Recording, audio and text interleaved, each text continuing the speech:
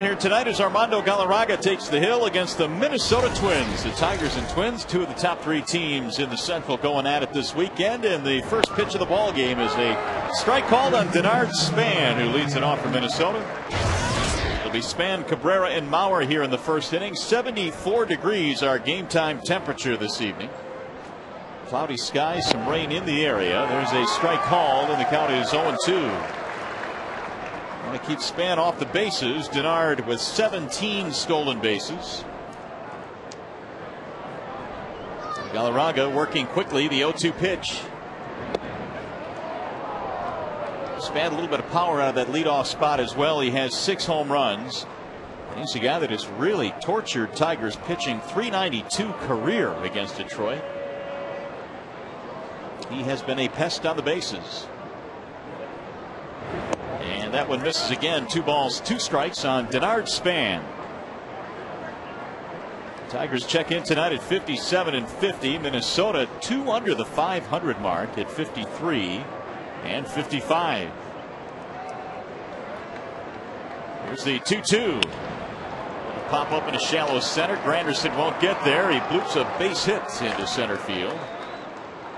Here's the starting lineup for the Twins, brought to you by the Romani Eye Institute. It features Span leading off at left, and Orlando Cabrera, the newly acquired shortstop. Joe Mauer will catch. Justin Morneau is at first base. Jason Kubel, the DH. That's quite a 3-4-5 there. Michael Kadire, followed by Brendan Harris, Carlos Gomez, and Nick Punto. That's how the Twins line up. And this one is the latest addition to the Minnesota Twins. Orlando Cabrera steps in. He's been doing an outstanding job for Minnesota since they got him about a week ago. Hitting a cool .500 with his new team. We may see the youngster Alex Avila tested here tonight against the Minnesota Twins. They've got a few guys on their roster that can run. Span being one of them. Cabrera in the batter's box will also run, but Galarraga will give him time to throw. He does a very nice game of limiting the stolen bases while he's on the mound. First pitch strike on Orlando Cabrera, enjoying a 16-game hitting streak. And for all the commotion that was made recently about the Twins not getting anybody at the trading deadline, they picked this guy up from the Athletics on the 31st of July, and Orlando's been a guy that's been around a long time. Has had some very successful seasons. There's another strike, and just like the first batter Span, Galarraga has gotten ahead 0-2. Jim said it was going to be imperative for Galarraga to pitch ahead in the count today. Did not do that 5 days ago against the Cleveland Indians. Gave him 8 earned runs in that game in 5+ innings. Jim said Galarraga's at his best when throwing tons of strikes. There's the double play ball hit to short, and there's your double play. 6-4-3. Taylor made a hard hit ground ball to Adam Everett. Here's the Dodge scouting report on Armando Galarraga. Well, we talked about that last start, probably the worst of his career. He had to stay out there for 5+ innings, even though he was giving up lots of runs because the Tigers bullpen was not in good shape. He has pitched pretty good baseball at home. 4.52 earned run average, not good on the road, and he has problems with the M&M boys, but who doesn't have trouble with Mauer and Morneau? Joe Mauer batting .358. Relatively hot, 7 for his last 16, and he has been chasing Ichiro. Ichiro still leading the American League at .365, then Mauer number 2. For a big guy, Mauer has a really quiet hitting approach. Outstanding hand-eye coordination. Very seldom does he swing and miss. 2-1. Mauer, a 3-time All-Star, was the starting catcher this year for the American League. Missed a lot of April, all of April as a matter of fact this year because of injury. Hammers this one high in the air, deep into left center field. Thomas going back to the wall. See you later. It is gone, a home run. Joe Mauer, an opposite field shot, his 19th of the year. And his power numbers are up this season. You can tell by the sound that one had a good chance to get out. Well, we talked about the hand-eye coordination that Maurer has. I also pointed out the fact that he's not very busy in the batter's box. Just a nice, easy stride. He lets the ball get deep in the strike zone. And his contact-to-damage ratio this year has been off the charts. What a play. 1-0 Minnesota. They draw first blood in this series. That'll bring up Justin Morneau. Galarraga continues to struggle against Joe Maurer. Morneau having a solid year, and that may be an understatement. 89 RBIs.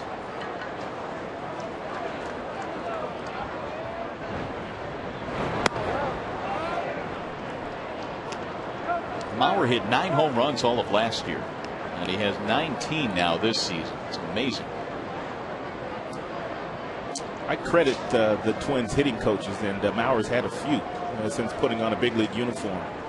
Everyone has wondered when was he going to hit for power, but the Twins hitting instructors kind of just allowed that power to evolve, and it's really evolved this year. Sometimes you can try to get young players to hit for more power, and you can kind of mess them up. They did not do that with Maurer. They just kind of left him alone. Morneau takes outside. He leads the American League with 89 RBIs. By the way, now Galarraga continues to allow a lot of home runs. His 21st of the season. 6 of them in the first inning this year. 3-2 pitch is outside. He lost in ball 4. It pretty much looked like he didn't want anything to do with Morneau. Let's take a look at the defense presented by your Chrysler and Jeep Superstores behind Galarraga in the ball game tonight. You've got Thomas, Granderson, Ordonez in the outfield, Inge, Everett, Polanco, Cabrera in the infield. Avila getting the start once again behind the dish. His second career start, catching Galarraga. There's Alex. He did a nice job yesterday. Very fine debut. In fact, I talked to Alex before the game. I said, did you guys celebrate big time after the game last night? He said, no. Just went back home. It was quiet. Had a nice, quiet evening. But what a debut it was. A couple of hits. His first big league RBI. The 1-0 is hammered foul down the right field line off the bat of Jason Kubel. Kubel's kind of the guy that kind of gets lost in the shuffle. You see his numbers over 300 with 19 home runs and driven in 59. But everybody wants to talk about Maurer and Morneau, rightfully so. But Kubel quietly has done his fair share of damage too against American League opponents. Well, it's become a very nice 3-4-5 for Ron Gardenhire. Maurer, then Morneau, and then Kubel, who can play the outfield, but many times is used as the DH. That trio you just mentioned has driven in 208 runs combined this year.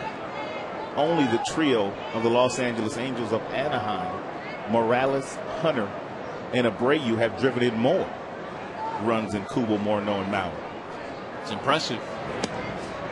Boy, Galarraga doing just the opposite of what you talked about earlier and getting ahead of hitters. Now he's fallen behind 3-1. He got ahead of Span and Cabrera, but it's changed now. And Kubel may be one of the more dangerous fastball hitters in the American League.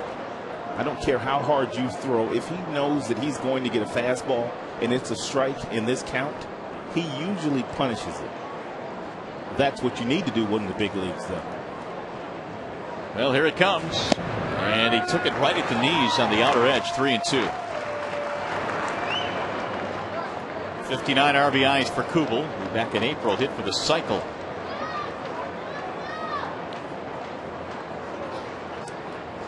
And the runner will be going on 3-2.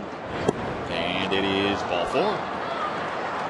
Well, after the double play, you figured this might be a nice, easy inning for Galarraga, but not so. The homer by Maurer and the 2 walks. Well, it looked like he pretty much pitched around Morneau, which is not the end of the world. When you got a guy leading the league in RBIs, you don't really have to pitch to him. But you would have thought he would have attacked Kubel a little bit more efficiently. So here's the right-handed batter now, and Michael Kadire. And he's been much better, Galarraga, against righties lately in his last 6 starts. Righties batting just $1.86 against him. This team has presented problems for Armando. and that's going to get Rick Knapp up and jogging out to the mound. He is 0-5 this year against the Minnesota Twins. Career, I should say, against the Minnesota Twins. Yeah, the numbers really have not been not very good. An ERA of 5.63 in 7 games. Galarraga, hoping to take advantage of the fact that this Minnesota team not nearly as good record-wise on the road as they are at home. Minnesota on the road is 22-32 this year. Ron Gardenhire's team, boy, they can play at home, that is for certain, which is really going to make next year interesting when they move into their new ballpark, the open-air ballpark, Minneapolis. And that missed again. 2 balls, no strikes on Michael Kadire. One of the reasons why Minnesota lost the last couple of games in Cleveland before coming to Detroit. They were 0 for 20 with runners in scoring position the last 2 days. Galarraga would love to make that 0 for 21 here against Kadire. That's an amazing stat when you think about it. You know, a lot of people like to talk about the Tigers, and they've had their issues, that is for sure. But Chicago and Minnesota have had some issues too. Because if they weren't having issues, they probably would have caught the Tigers and flown by Detroit by now. Well, the stat you just gave is for a team that has the second best average in the American League in Mauer, the leader in RBIs in Morneau, and Kubel having a great year. Yeah, 0 for 20 their last 2 days. It's amazing. 3-0 pitch.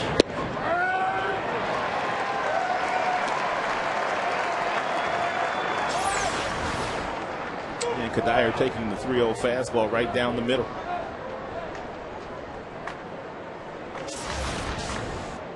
Kadire 53 RBIs. He's in his 9th season now in a Twins uniform. He's been around a while. Former #1 pick. He's played some third base. And look at that. Fouté is already throwing in the Tigers bullpen.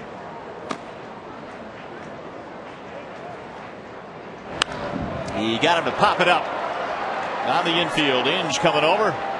He says, "I'll take it." And that is that. A 29 pitch first inning. 1 run in. Twins lead 1-0.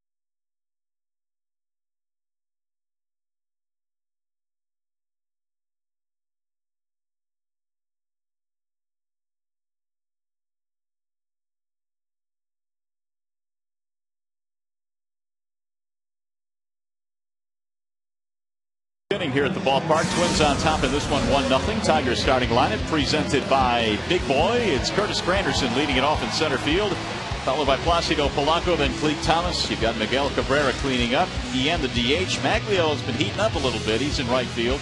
Inge, Avila, and Everett are your bottom 3. The Bernstein Advantage brings you the scouting report on Anthony Swarzak. Get the Bernstein Advantage. We go to bat for you. At first look for the Tigers at Swarzak, they say he's not overpowering, but he has all 4 pitches: fast, curve, slider, change. Pitches well away from the dome versus pitching at home in Minnesota. I told you it's the first time the Tigers have seen him, so another new starter. And they also say he lacks some consistency in putting back-to-back good games together. Granderson leading it off.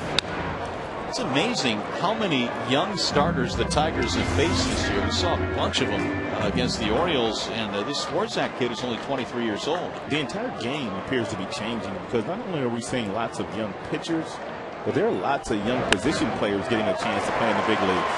That's a nice play by Punto, but he can't hold on to it. It's a good thing he could not hold on to it because he would have gotten Granderson at first base as quickly as he got to that ball, and Punto is a tremendous athlete. Infield hit for Granderson. If he's able to get this ball from the glove to the throwing hand, he's already setting himself up to throw off that right foot, but he just could not get the ball in the throwing hand. It would have been close at first. Punto seems to get to everything hit off a Tiger bat. Fortunately, that time he just couldn't handle it cleanly. Here's Polanco with a 7-game hitting streak.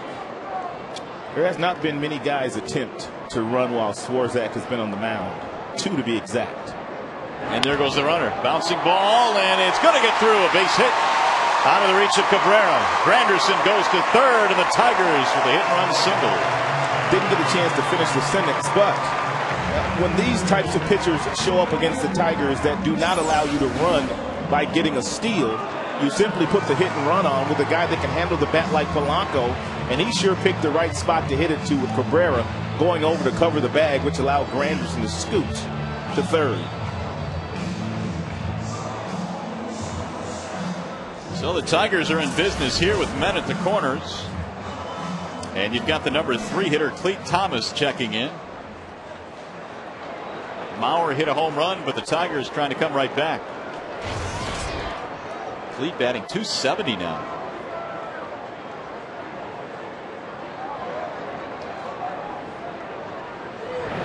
His number is very quietly not all that bad. 7 home runs, 30 RBIs. He made a really nice running catch in right field, deep in the gap yesterday.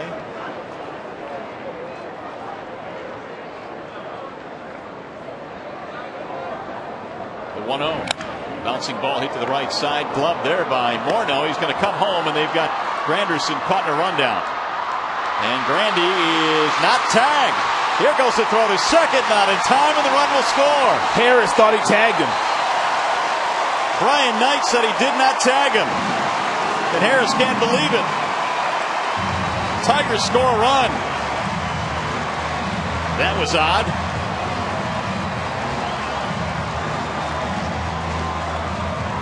Well, it's going to be interesting to see this replay because it looked like he might have tagged him, and Harris was adamant that he did.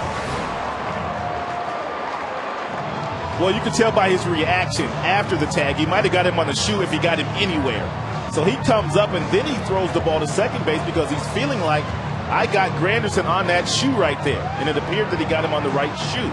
If he wouldn't have tagged him, he probably doesn't come up and throw the ball to second base. He continues to try to get Granderson out. Here's another look. Right there. Well, that's hard to tell there. Brian Knight was right on it. He had a great view of the play. If you watch Granderson's foot after he hits his right foot, he kind of pushes it down to the ground because Granderson kind of stutter stepped after that, which is an indication that he might have got him on his heel. Yeah. Well, we'll go with what the umpire says. 1-1 game. First and second, still nobody out.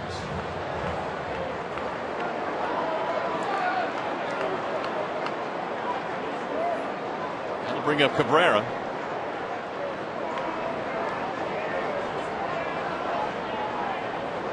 Miguel batting .330. Blocked by Mauer, 1-0. And Cabrera starting to get more and more, breaking pitches for the first pitch of his at-bats because he's been swinging so early and often all year long. Fielder's choice and an RBI, by the way, for Thomas, the official ruling on that play. Clete picks up his 31st RBI.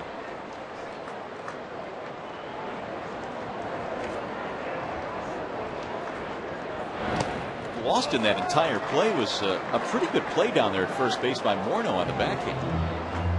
And he came up throwing to home plate. The way it worked out, the Tigers get the run. He can really pick it at first. We talk about his ability to drive in runs. He's a great player.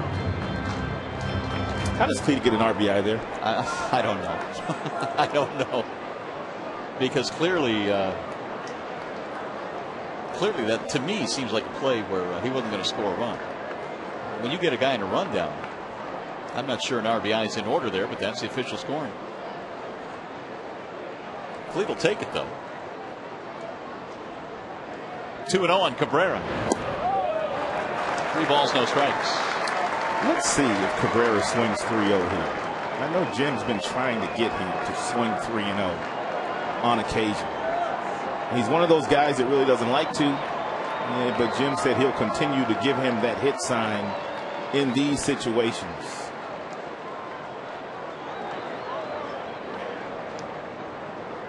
Yep. And he drives one deep in the air to right. This might go, and it does in the first row. Yep. A line drive home run for Miguel Cabrera, and the Tigers take the lead. Why don't they do that more often? He doesn't like to do it. Jim forced him into doing that. We took a shot at the dugout, and you could see Jim motioning like he had a bat in his hand, like swing the bat. And Cabrera swung the bat. That thing was a laser into the seats and right. He hits the ball to right field as hard as any left-hander I've seen hit the ball in a while.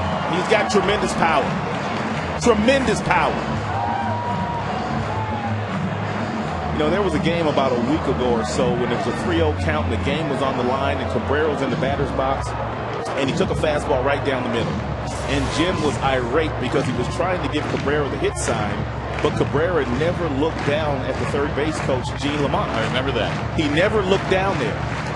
But that time he looked and he knew that they wanted him to swing, and that's what big boys do in those counts. Well, the Tigers have come back nicely to make it a 4-1 game. And still nobody out in this inning, and here is Carlos Guillen. By the way, if you missed it, that replay, it was courtesy of Lincoln Mercury. So Swarzak, who gave up 6 runs in his last start against a hot-hitting Angels team, has given up 4 in the first inning here tonight. This Tigers offense is no joke here at Comerica Park. And Cabrera is leading the charge. Guillen has hit safely in his last 3. Cabrera's home run, his 22nd, and 65 driven in for the big fella.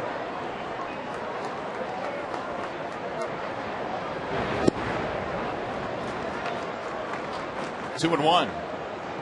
Swarzak is out of Fort Lauderdale. He goes 6'4", 225, and as we mentioned, just 23 years of age, a second-round selection out of high school in Florida back in '04 of the Twins. Driven in the air to center field, hit well. Gomez on the run, still going, not going to get there. Up against the wall. Guillen hits the bag at second. He's feeling frisky. Here comes the throw. He's safe. It gets by the third baseman. Guillen coming home, and he is out at home plate. And Carlos is out of gas. Tank is on empty. It's a triple, but he's thrown out at home plate. Oh, well. I don't know how Swarzak's holding this thing in this inning, but whatever he's throwing up to them four-seam fastballs, they're getting absolutely clobbered. Gomez could cover about as much ground in center field as any center fielder. He comes up, he hits Punto with the relay. Punto hits Guillen, appears, the ball trickles away, but there was Swarzak to hit Maurer to apply the tag on Carlos before the foot got on the plate. Well, we've seen just about everything so far in this game. We're not even done with the first, but you're right. We are hitting some rockets in this game, and the Tigers are they're not being fooled at all by Swarzak. That was a bang-bang play. And Maurer tagged him on the knee, but apparently the foot wasn't on the plate yet. Carlos gets a triple on that play. I thought it was risky him going to third there. I did too. Yeah, I didn't think he was going to make it to third. Punto had such a quick exchange from the glove to the throwing hand that when he got that ball, if he makes a good throw to Harris initially, Guillen's out at third. Fortunately, Carlos is the DH, so he'll have about another couple of innings to catch his breath. It might take that long. Get yourself some water, son. He almost made it. Breaking ball got him. Strike 3. And Ordonez is saying, huh? 2 gone. First strikeout for Swarzak. Hunter Wendelstedt, your home plate umpire, with that emphatic strike 3 call. 2 gone. Here's Brandon Inge, the 7th man to bat in the inning.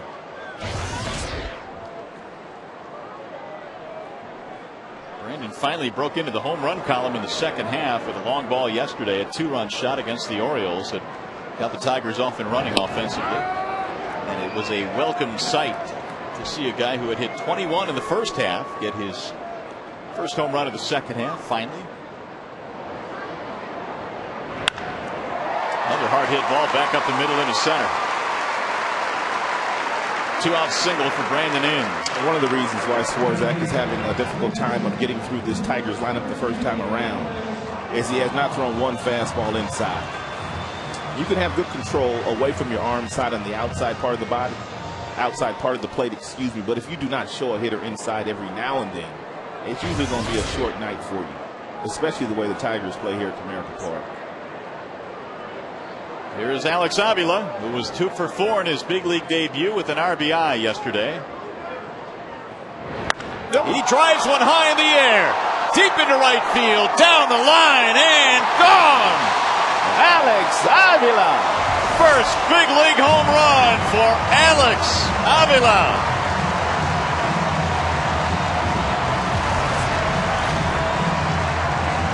And it's a 6-1 game.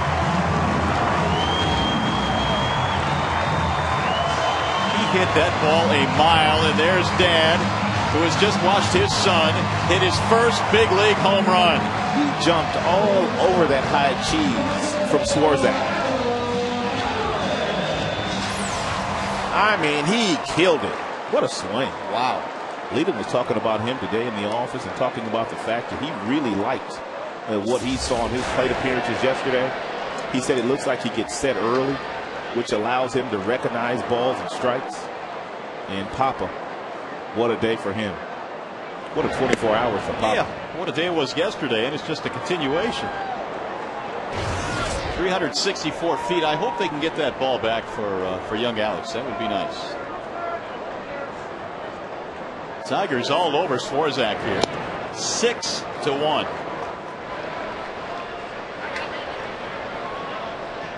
Avila had an RBI double yesterday, now a 2-run shot here in the first inning tonight.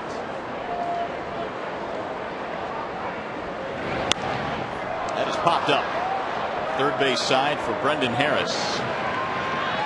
And that is that, but a big inning for the Tigers. 6 runs, 6 hits, including the first big league homer for Alex Avila.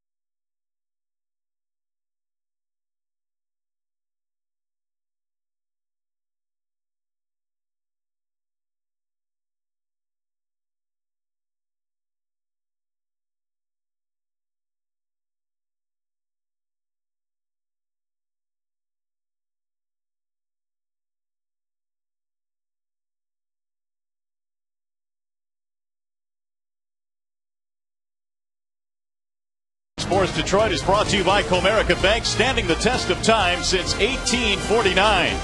Your Motor City Dodge dealers.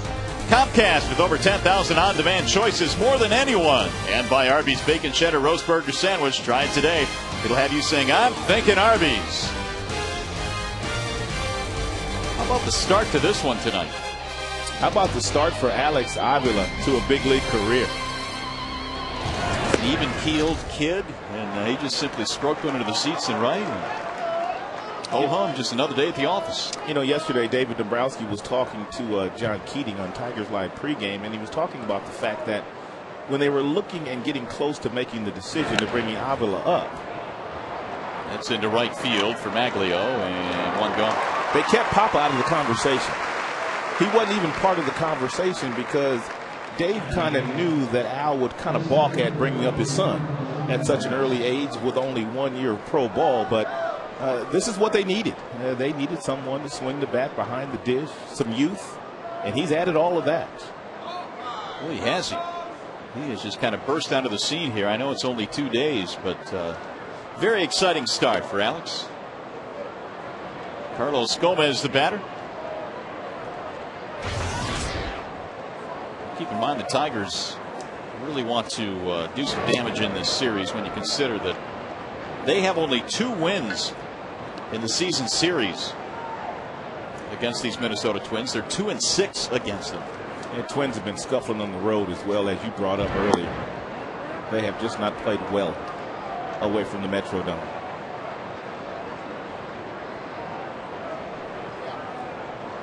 Carlos Gomez, the exciting center fielder, is ahead of the count 3-0, and there's the strike, 3-1. Well, hopefully Galarraga settles down now and starts to throw some more strikes. He missed it. Ball 4. 1 out walk. That's the 3rd walk already now for Galarraga.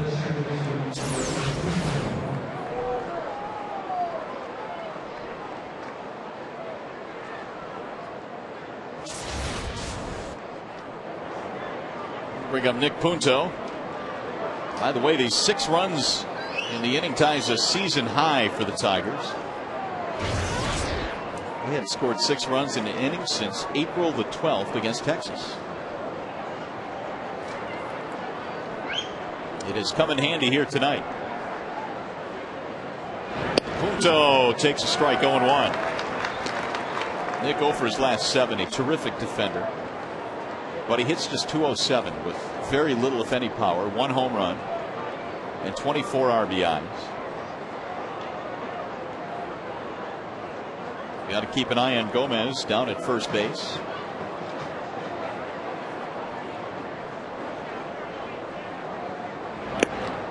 And he missed it high. Really, Ron Gardenhire has not been able to get any offensive production whatsoever out of the second base position this year between Punto and Alexi Casilla. Combined, they're hitting 182.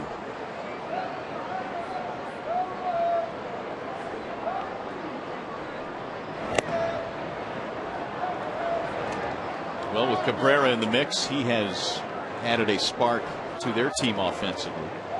Hunter Wendelstedt now is pointing the finger at Ron Gardenhire and jawboning back and forth. And here comes Gardenhire, who I think is still upset over that call in the first inning. And Gardenhire's been tossed. He's tired of watching this one already.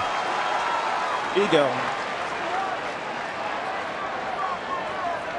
So apparently the jawboning had been going on the entire half inning, and now Gardenhire will get his money's worth. I think Gardenhire initially upset at that play with Granderson back in the first inning when Harris felt like he tagged him on the foot. So it wasn't going to take much to set him off here today.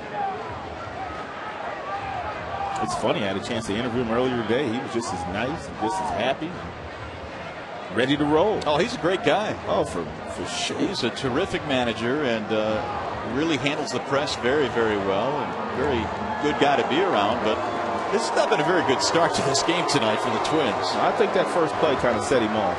Yeah, there's no question. I mean, he was upset at that, and he continues to get some parting shots in. Scott Olger, the third base coach, usually manages the team. when Gardenhire gets tossed, even though he still handles his duties in that third base coaching box.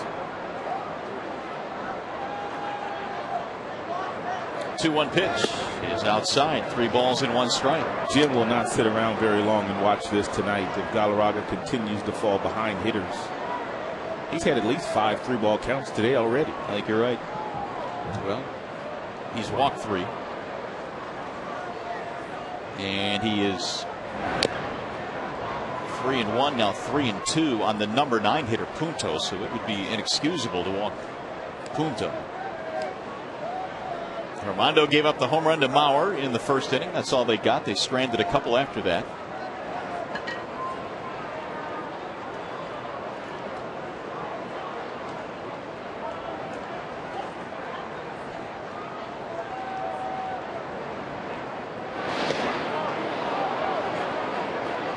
Gomez at first base, 10 steals. He's been caught 5 times.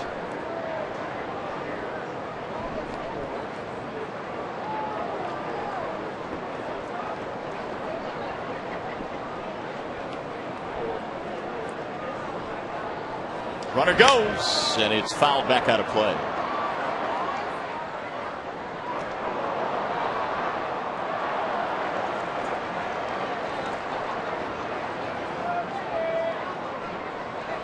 Did you know, Ron, that was the 45th career ejection for Ron Gardenhire? No, I didn't know that. 45! That's a lot. I mean, that's getting into Tom Kelly territory. Well, that's his mentor. Tom Kelly was his mentor. When did Gardenhire start managing? I think it was 2002 was his first year as a manager of the Twins. There goes the runner again, and there's another walk. Boy, Galarraga walks the 8 and 9 hitters. Now, did Tom Kelly get tossed a lot? Got tossed a lot. Earl Weaver got tossed a lot. Bobby Cox. Bobby Cox got tossed a lot. That's the 4th time this season that Gardy has gotten tossed. It's funny how all those guys we just mentioned, and Jim has talked about when he started out as a coach. And back in the 80s with Tony La Russa in Chicago, those were the guys that they studied. Guys like Earl Weaver, Tom Kelly, Billy Martin, Gene Mauch. He said he and Tony tried to figure out why these guys were so successful. And Jim and Tony La Russa have gone on to have tremendous managerial careers. Good block there by Avila. 1 ball and no strikes on Denard Span. As a matter of fact, earlier this year when La Russa won his 2,500th game, he said that had Leland or Tom Kelly had the teams that he had, they would have won as many. Really? That's exactly what he said.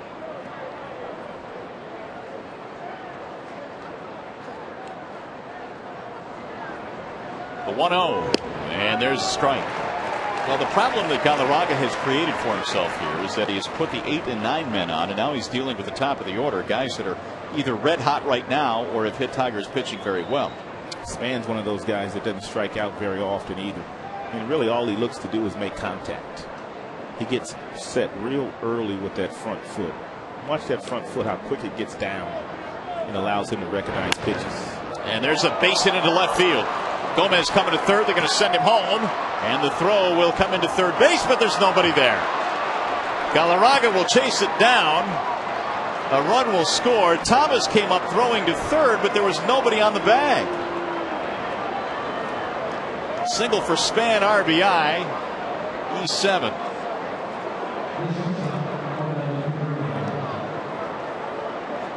A somewhat bizarre start to this game tonight. Already had a manager tossed. Nice approach here by Span. A breaking ball at the bottom of the strike zone, just kind of flips it the other way. Gomez is going to score because he has tremendous speed. If Cleat could do it all over again, he simply would run this ball back into the infield versus throwing it to a vacated base. You won't see Cleat make that mistake again. That is for sure. There's a line drive to third, caught by Brandon Inge. Hit it right at it.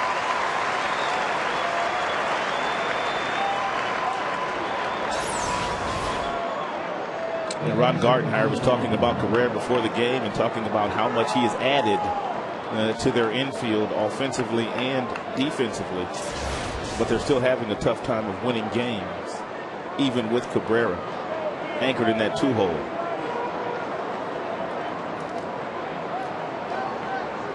So here's the dangerous Joe Mauer with 2 outs, 2 men in scoring position.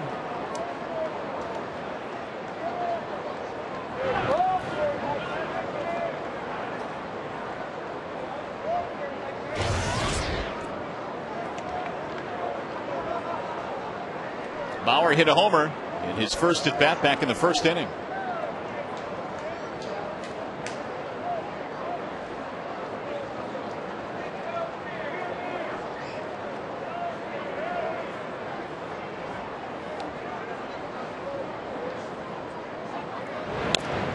It is fouled off.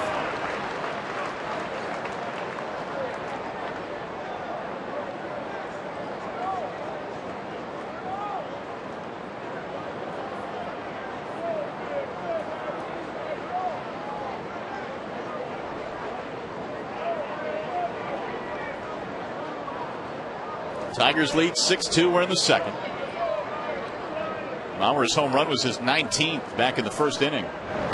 And that misses outside. 2 balls, 1 strike.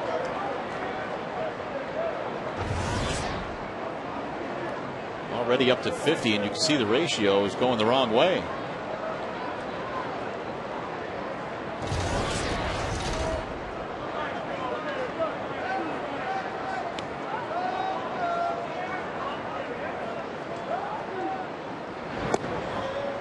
And again, another 3-ball count, which is something that has become all too common in this game so far.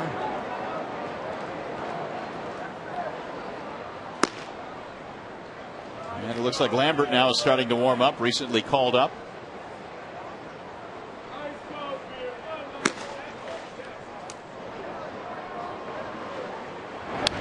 Ooh, big rip there by Mauer. He fouled it straight back.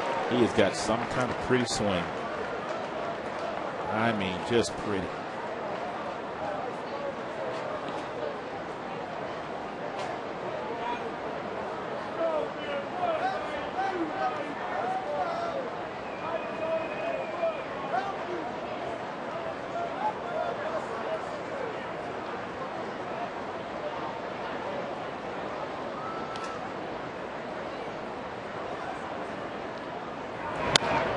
Loop toward left, sinking, fair ball. This will get 2 more runs in. Mauer does it again.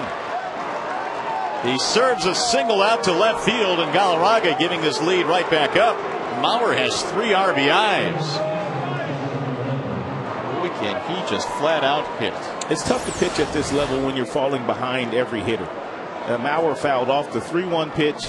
He knew that Galarraga was going to come after him 3-2, and he went down and got a pretty good pitch and flipped it the other way because he knew that Galarraga was not going to walk him with Morneau in the batter's box. Excuse me, in the on-deck circle. Well, they had him played perfectly there, right to Everett. They will throw Morneau out to retire the side, but they climb back in the game with 3 runs. You're watching Tigers baseball on Fox Sports Detroit, presented by Bell Tire.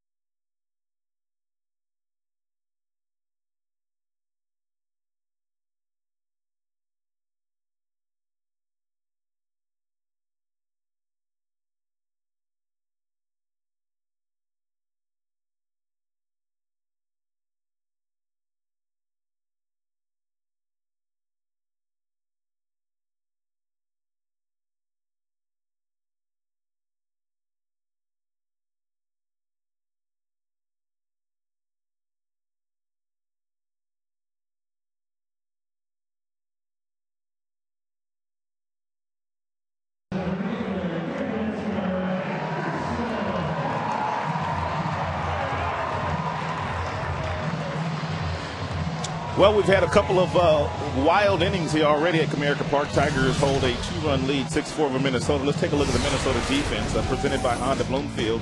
They've got a good outfield. They've got some guys that can cover some ground out there in Span, Gomez, and Kadire. The infield, Harris, Cabrera, Punto, Morneau. You know about the M&M boys at first and at the catching position, two of your better players in the game of baseball. And Swarzak is on the mound tonight for the Twins.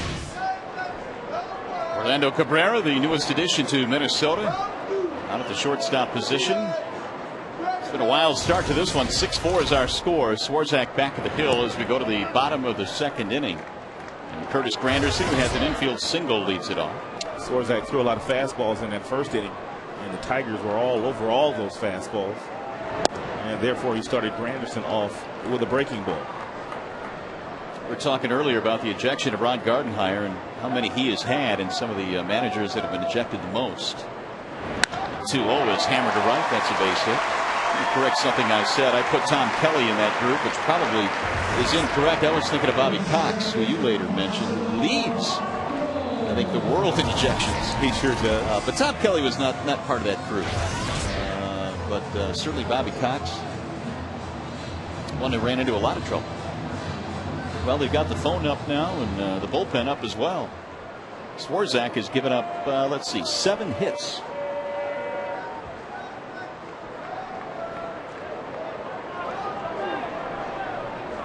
Here's Polanco. He had a base hit back in the first. Tigers rolled up 6 in that first inning. Yeah, they may want to do a little bit more running. And it's tough to try to steal against Swarzak, but what Jim did with this combination in the first is he put a hit and run on. He got the infielders moving, and Polanco found a vacated hole for a base hit.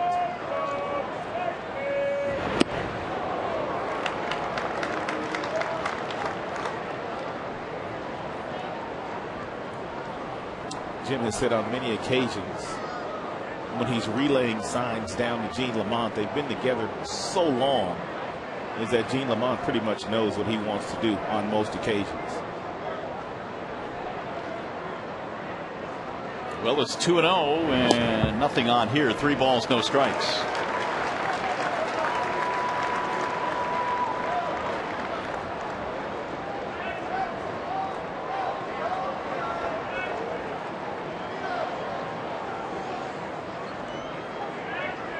.30 pitch is a strike called. 3-1. Polanco with an 8-game hitting streak now.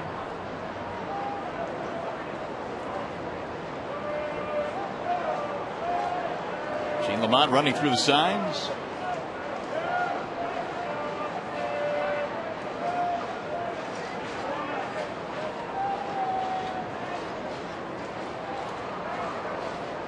Runner going. Looped into right center, base hit. Randy read it well. He's coming to third. He's going to stop there. And again, the Tigers have runners at first and third with the Granderson-Polanco combination.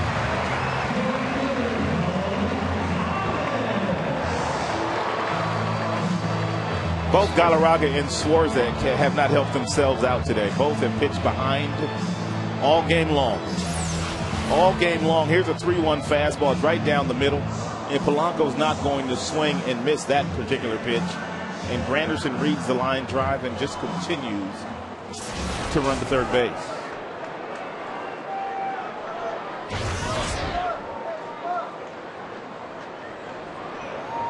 Clee Thomas hit that ground ball back in the first inning that resulted in that wild rundown play at third, which the Twins contested. Looks like that's going to be it. Alger has made the call to the bullpen, so 2 batters into the second. Anthony Swarzak will be lifted from the game, and it looks like they will get Brian Dunsing into the game. Swarzak wasn't fooling anybody today. Wall side windows pitching change.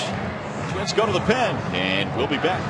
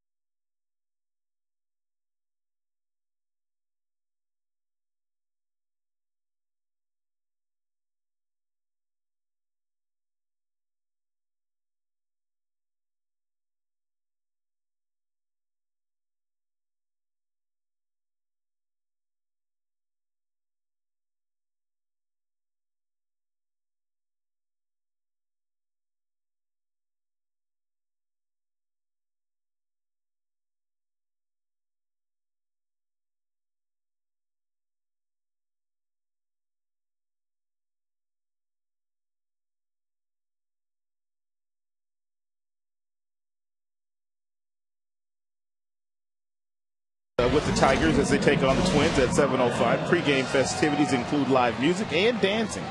And the first 10,000 fans receive Los Tigres hat, courtesy of Fox Sports Detroit. For tickets, call 866-TIGER, 866-66-TIGER, or visit tigers.com.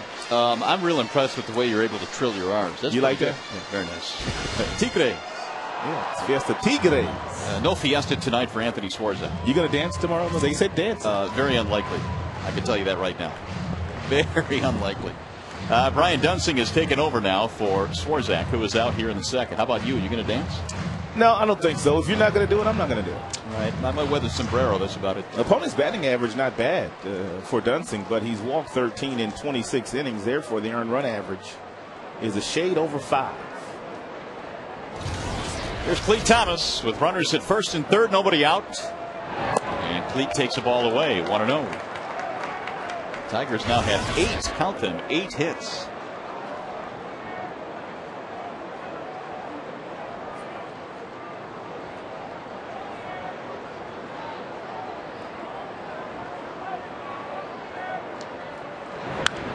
Slap foul back out of play, 1 ball, 1 strike.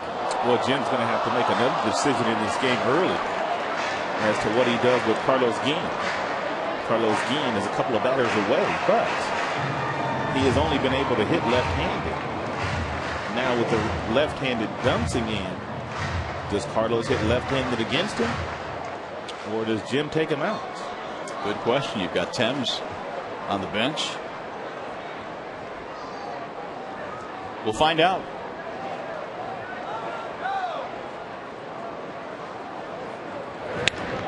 Hit to the shortstop. They're going to get 2 out of this, it looks like. No, they won't. Safe at first base. Thomas with that speed, and Granderson will score. I should have known better than to doubt Thomas. No, it should have been 2, to be honest with you. I think you were right initially. But I don't know if Punto got lackadaisical after getting the feed from Cabrera or what. Yeah, but it should have been 2. Yeah, ground balls directly at shortstops when you got this kind of combination usually yields a double play.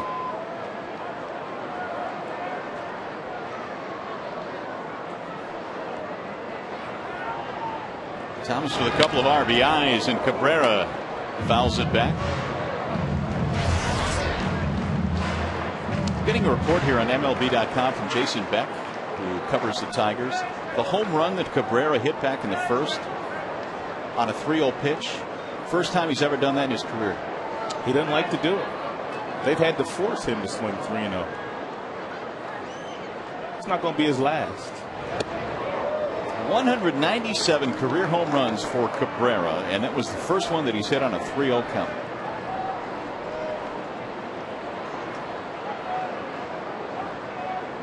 Seven to 4, Tigers lead it.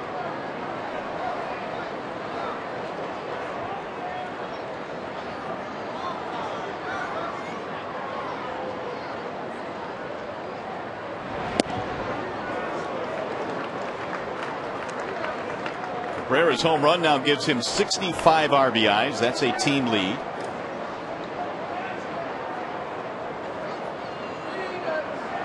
He came in 4th in the American League in average at 330.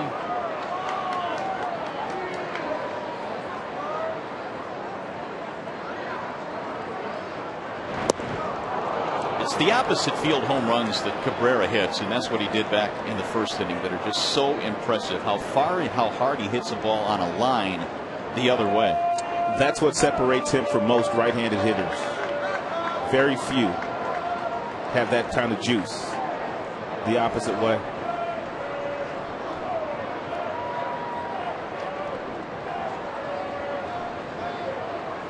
Here's the 2-2. Swing and a miss. Ooh, Cabrera again coming up slow after taking that big swing. It's a second out.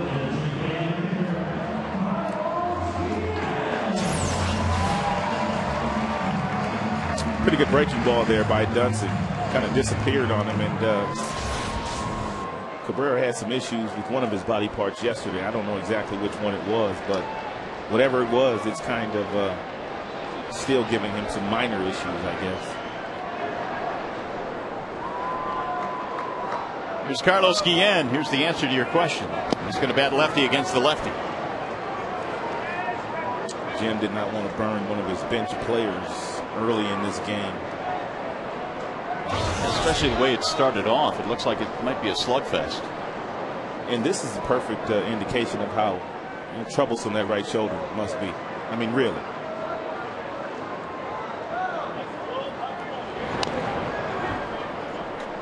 I mean, they could say what they say. Yep. But if he's not hitting right-handed, apparently there's a little bit more to it. Well, the thought is there's no reason to rush him into playing defense, but if he wanted to, he could play defense. Yeah, I've heard that. Carlos said that himself. But it's I don't know. I guess I wonder why, if he can throw, why you can't hit right-handed. Two different things, I suppose. Toss back. This has got to be difficult for Guillen. I mean, the fact that he's been a switch hitter his entire life and he's batted right-handed against all left-handers. For him to stand in that batter's box against a lefty hitting left-handed, weird. It's got to be. You brought it weird. That's a good way to describe it. Watch him hit a bullet somewhere.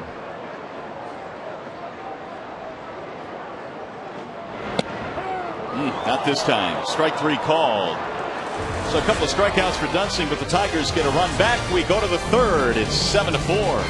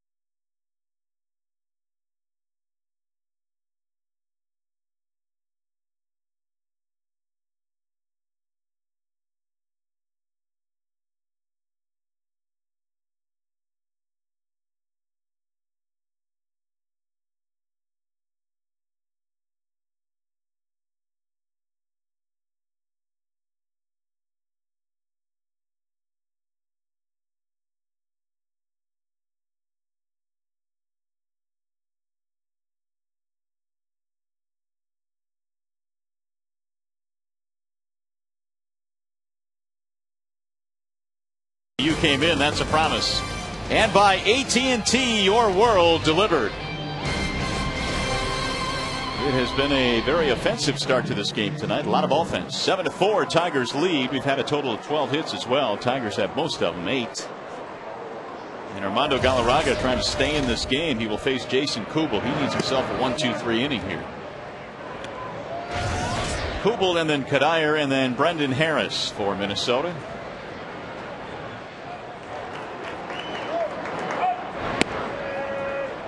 Two balls, no strikes.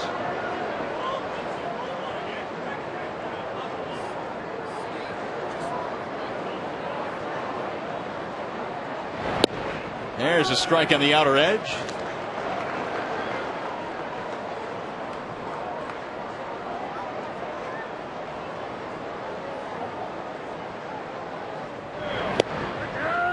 Two and two.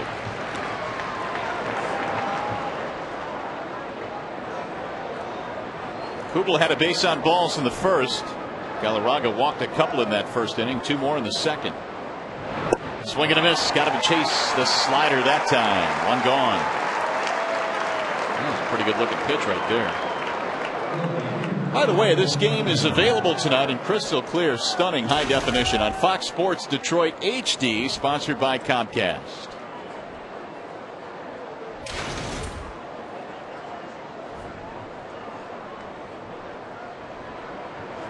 Here's Michael Kadire. Bouncing ball to third. Inge on a short hop. 2 outs.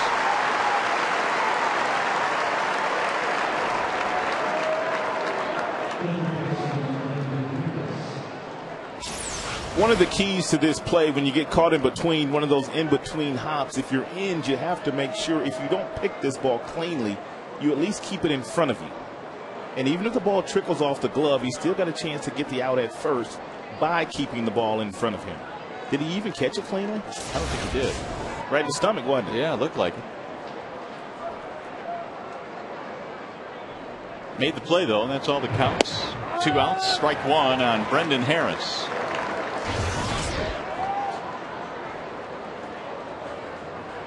Oh for 1 in this ball game, a fly ball to right field. Now 0-2. Kind of looks strange not to see Joe Creedy playing third base for whichever team is on the visiting side when he comes to town with all the damage that he does here at Comerica Park. But they say he's ailing with some kind of right shoulder injury. That one just missed. Well, he has been a Tiger killer. He also had a big home run against Detroit at the Metrodome this year, I think. Grand slam. Yeah, that was a 13th inning grand slam. That's going to get through, a base hit. That is a 2-out single for Brendan Harris. Harris starting this game at third base tonight. Give the Twins their 5th hit. There's Carlos Gomez. I mentioned the addition of Orlando Cabrera to this Minnesota team, and he has been somewhat of a mentor to Carlos Gomez, a veteran that's been around a long time. Gomez is still a very young player. And Gomez was saying, since I've gotten here, the guys like Michael Kadire and Mike Redmond have been great to me. They've really helped me out a lot. But when you have a guy like Cabrera, I've hung out with him a lot. He speaks Spanish, and it really has been tremendous influence on him. There's Kadire, who has tried to help him along the way as well, and Mike Redmond. I think you said the key words. Cabrera speaks Spanish. Yeah. They probably like to eat the same type of food, which means they're going to lunch during the day. And Cabrera's a good leader. He's a winning player. He has won everywhere he's been. There's a comfort level there. The 0-2 on the ground at third. Inge gobbles this one up. Get the force and the side retire. No runs and a hit. 1 left. Galarraga much better in the third.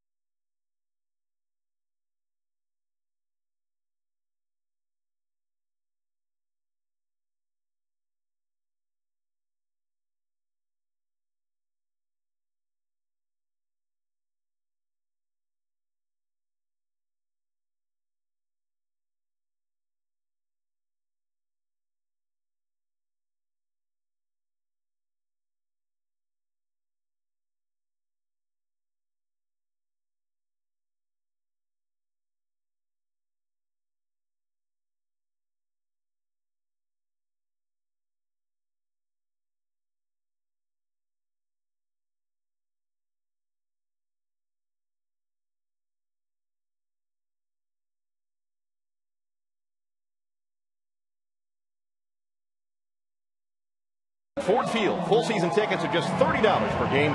Call 313-262-2009 or visit DetroitLions.com for details. Mario and Rod, back to you. All right, Keats, thank you very much. We go to the bottom of the third now here at Comerica Park on a kind of overcast evening here. Very pleasant night for baseball nonetheless. Tigers in a wild start to this one. Have a 7-4 lead. Ron Gardenhire has been ejected from this game. Maglio leading it off. And he looks at a ball inside. It'll be Ordonez, Inge, and Alex Avila. Swarzak started, was replaced in the second. Bouncing ball to short. Cabrera on the backhand. Maglio is 0 for 2. Now Brandon Inge.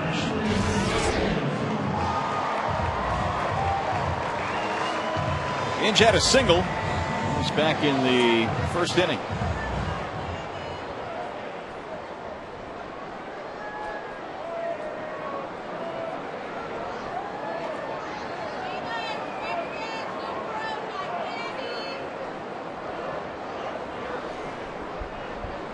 Dunsing is out of Marysville, Kansas.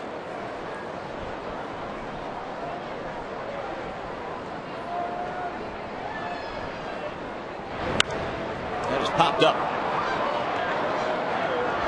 Right side of the infield for Punto.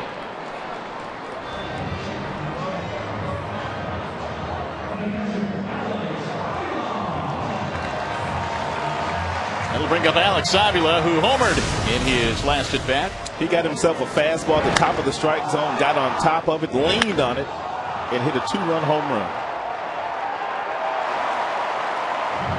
Is it that easy, young man? His dad Al's been getting a lot of handshakes the last couple days. I saw him in the hallway just a moment ago. And I told him to fasten your shirt. Your chest is poking out too far. What did he say to that? He just laughed. I said, you're busting the buttons on your shirt. Well, with good reason. He deserves to have the ability to do that. There's Al. Al was talking yesterday after the game, and he talked about, yeah, it's great to get in the big leagues, and it's wonderful that this has been a dream of mine my entire career. But he said it's all so big for his entire family. His grandfather, Ralph, his dad, their mom. They've been a baseball family their entire lives. That's all they know. Yeah. It's really a great story. I shouldn't say that's all they know, but it's what they've been around their entire lives. 2-1 on Alex Avila. He played his college ball at Alabama. He said he was recruited by Michigan, Michigan State, schools around this area, but he said it took a trip down to Alabama and fell in love with the place. And he played in a what do you call those tournaments? A showcase tournament, right?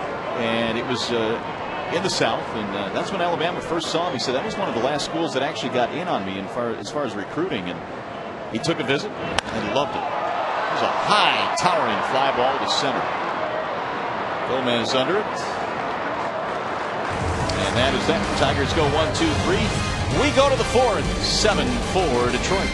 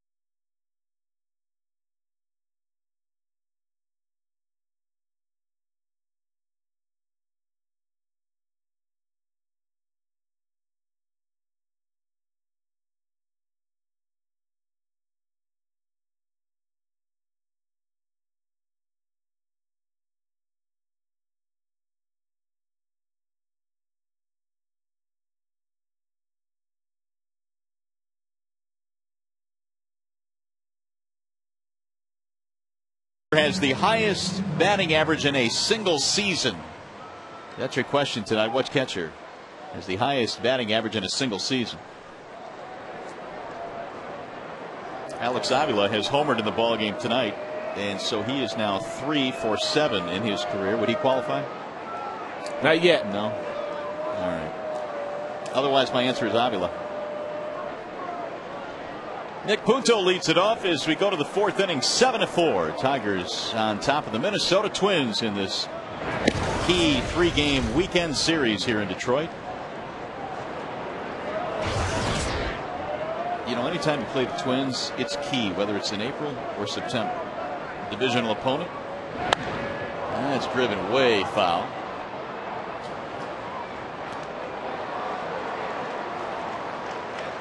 They always play Detroit tough, that's for sure. And they've kind of had their way with Detroit this year. I think we're allowed to give a clue on the Aflac trivia question. The team that this player plays for no longer exists. There's a strike. Wow, I guess it wasn't Mauer then. I was getting ready to say Mauer. Yeah. But think of some teams that don't exist. This is way too hard. I'd rather just wait to the bottom of the fourth. There's strike 3. Galarraga has picked up his second strikeout. One gone. Here comes Denard Span.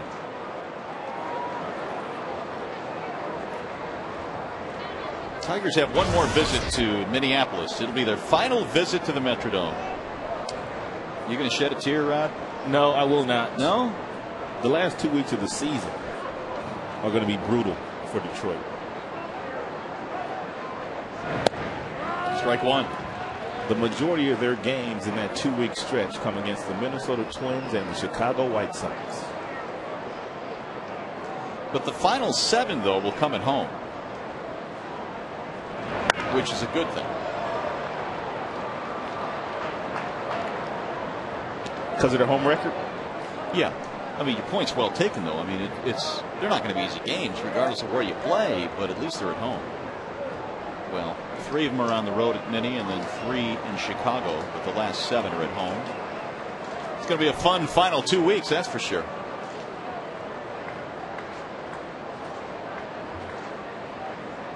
Span 2 hits and an RBI.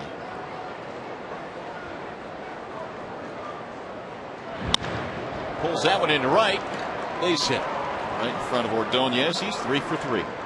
He just tortures Tigers pitching. He came in batting .410 against the Tigers this year. Talked about Span and how quickly he gets set up. Watch his foot here. He's going to pick it up and then he's going to put it down real quick. And that's it. Now he has all this time to shift his weight and to recognize what the ball is doing. And that's why he puts the ball in play so efficiently to all fields. He does not strike out that often.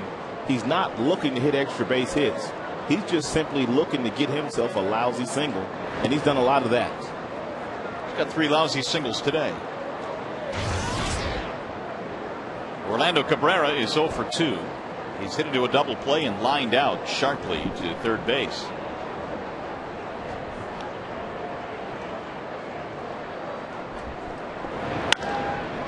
Driven in the air to right, straight at Maglio.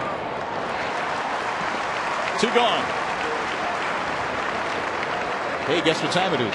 Batting stance guy is back. Time for the guess the stance. Check this out. See if we can name the big leaguer he's imitating. Stay tuned to Tigers Live post game for the answer. Oh, maybe not. That last little bit should have gave it away. It'll take a minute to think about it. It threw me off. A little whirly bird action? Yeah, the whirly bird threw me off. I thought it was this guy right here. He don't have that action at the finish, though. No. And that's why initially it looked like him. Yep. But I don't think that was Joe Mauer. Who is that?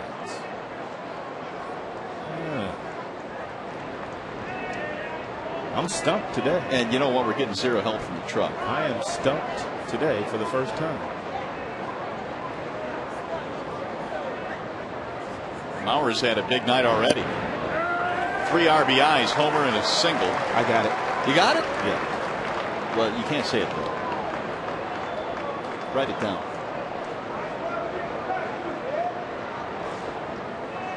That way nobody can see it, and I'll know because it's driving me nuts. Tigers Live. We'll have the results. Well, not the results, the answer. I'm going to give it next inning. Are you really? No. I like my job too much. 1-2. We're talking about Denard Span and hitting over 400 against the Tigers this year. With the 3 hits tonight, he's batting .452. He's a nice player. He's a good player. He can play defense too.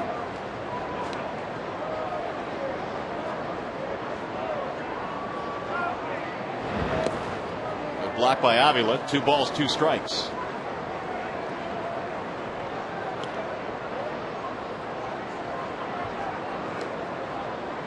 Mauer came into play tonight hitting a cool .387 against right-handed pitching.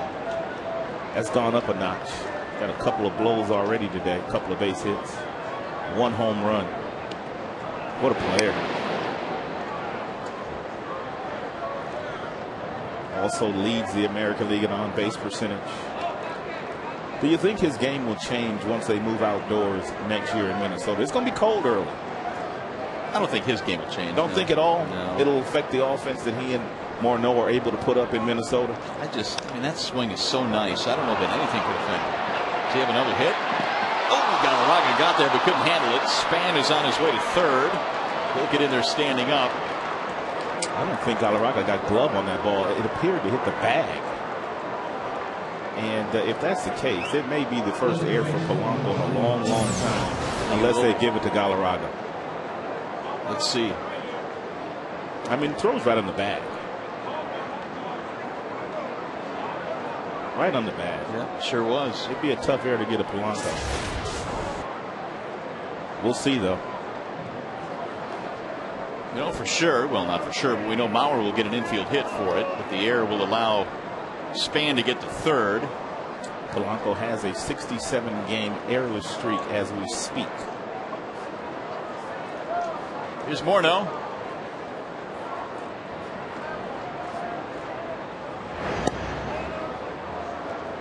One ball, no strikes on Morneau, who has a walk and a ground out tonight.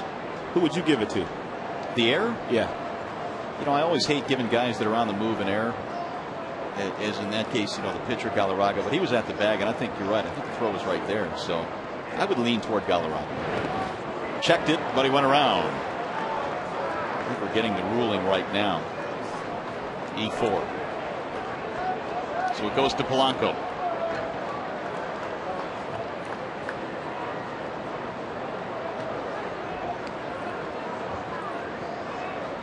Single E4, that is. So 3 hits for Mauer. And Polanco hits his first error.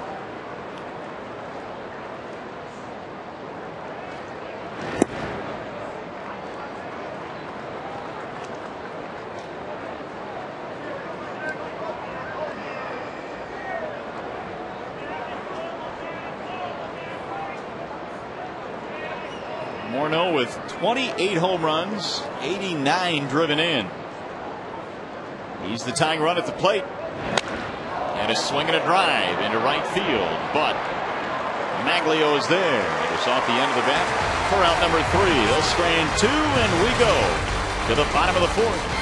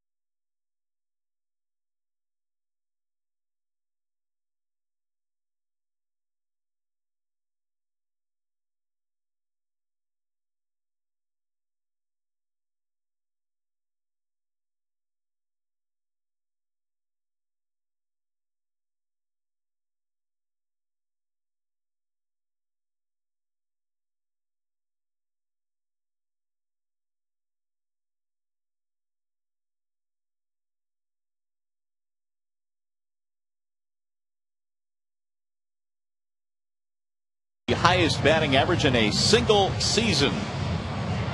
Here comes your answer. You remember him, don't you? Oh, Buck Ewing?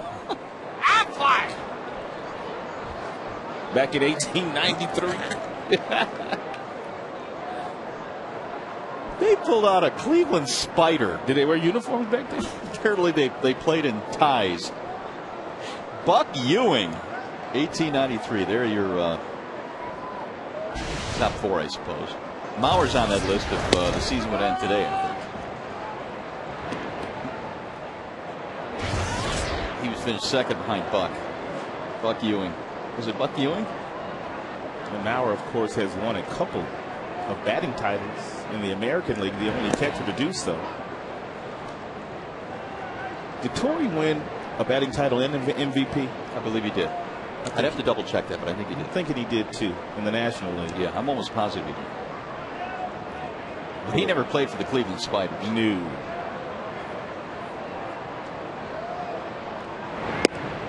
There's a ball high, 2 balls, 1 strike.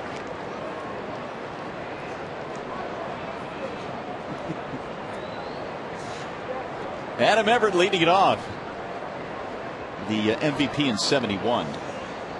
Not batting title though for Torrey. Yeah, he won a batting title. Oh, okay. Here comes Cabrera. A nice play. Got him. Whoa. He was awfully close. That's what Cabrera does.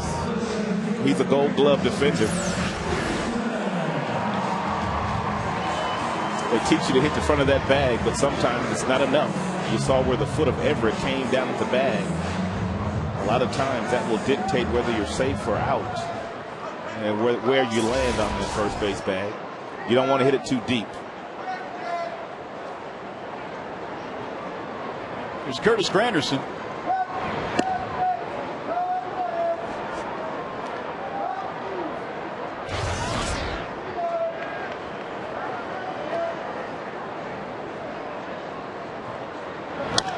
Bouncing ball right to first. Morneau makes the play and 2 gone.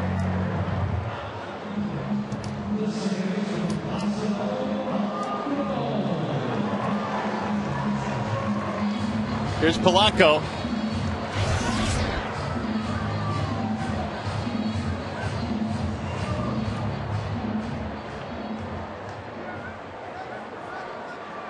Placido on this one, a couple of hits, both singles.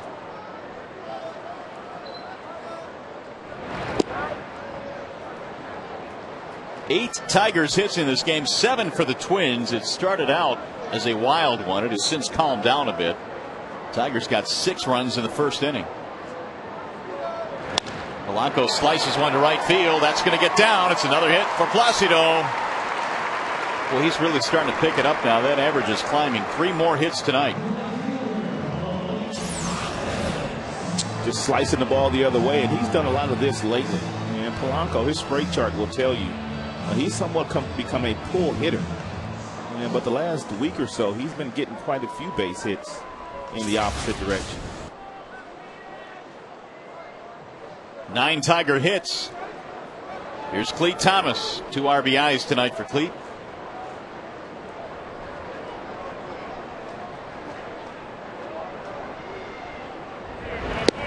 Big swing, 0-1.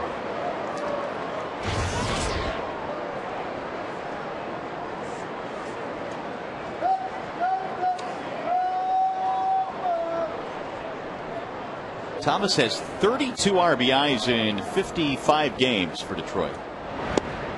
Another wave and a miss.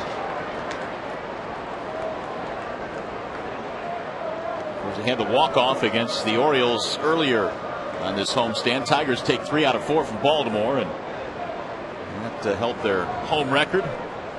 Tigers at 34-17 at home this year. The 0-2 pitch. Swing and a miss.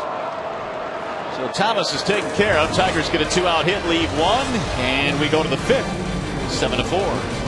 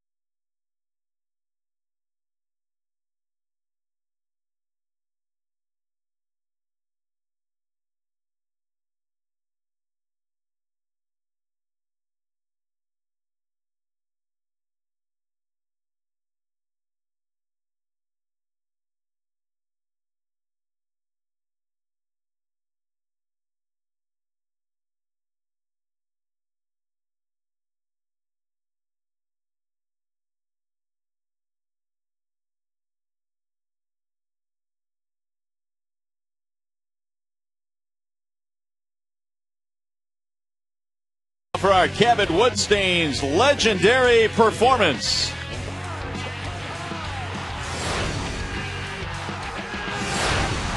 This did in baseball history. In 2007, Barry Bonds passes Hank Aaron as the all-time home run leader, hitting .756 against the Washington Nationals.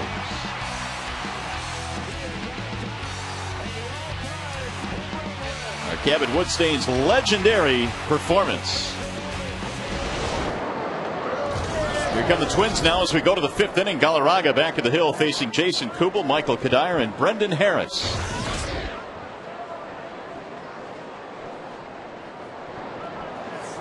Kubel had a base on balls his first time up.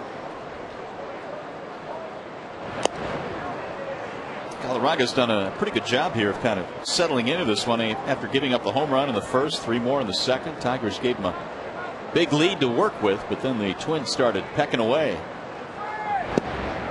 There's a strike. Kubel didn't like it. 1-2.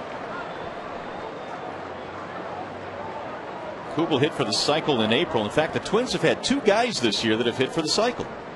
Michael Kadire is the other. If you can get 1 in any season, that's pretty impressive, but to get 2. I believe their talented center fielder did it last year as well. Gomez. Yeah. There's Kadire on deck.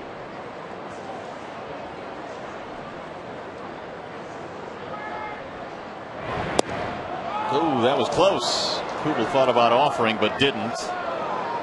2 balls, 2 strikes.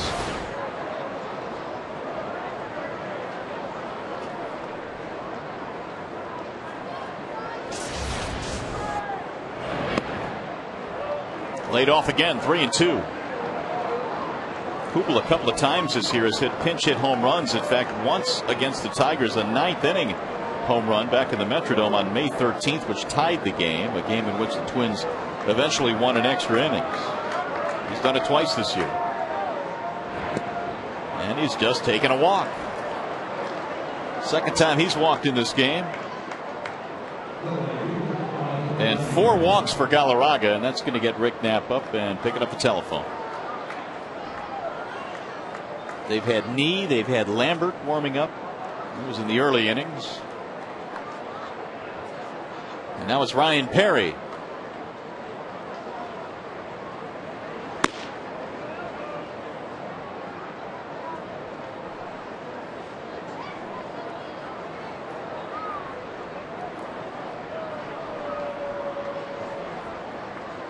Here's Michael Kadire. Low, 1-0. Wrong walk total on Galarraga. It's actually 5. 5 base on balls, 2 for Kubel. Kadire 0 for 2, pop up and a ground out. Swing and a miss. Let's see if Galarraga can get a ground ball here. He got a double play ball back in the first inning.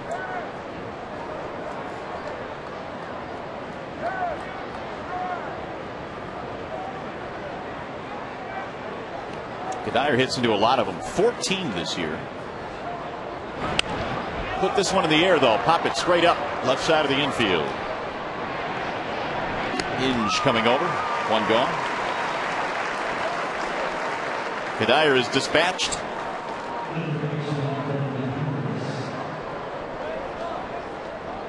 Now Brendan Harris.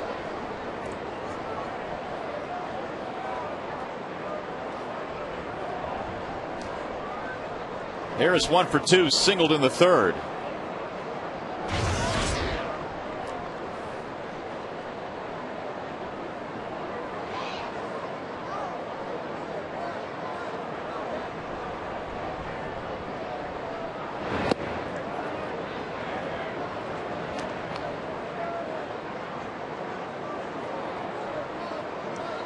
Tigers, we talked about the fact that they've held home serve here in their ballpark, but they've also had a lot of success against Central Division teams here at home. 10 of their last 14 have ended up in victories against the Central here. Had that nice series recently against the Chicago White Sox. Well, the Twins have been a team that have been little bit difficult for the Tigers in recent years. This is a Minnesota club, though, that came in 2 under the 500 mark.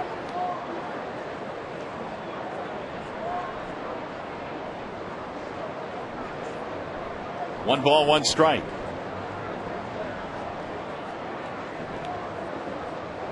Mauer and Morneau. What a combination they've been. 2 of the top 10 players in the game of baseball on one team. One has won a couple of batting championships, and the other's in the MVP conversation every year.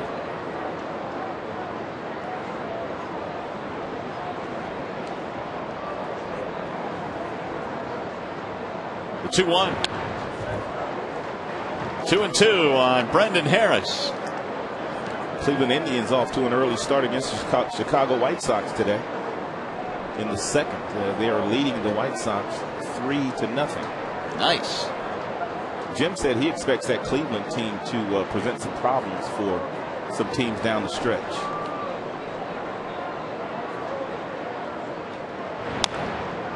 Well, on the surface, you would think, how could that be? Because they've given up so many pieces. But I guess his logic seemed pretty straightforward. They've got a lot of guys right now that want to prove they could play. They still got decent players. Cabrera, the shortstop, Johnny Peralta, Sizemore in center. And that bullpen they have now, it's not the same bullpen they had at the beginning of the year. Through the trades they've made the last couple of years, they've got some guys in that bullpen now that are breathing fire. They throw hard now. And no one knows them.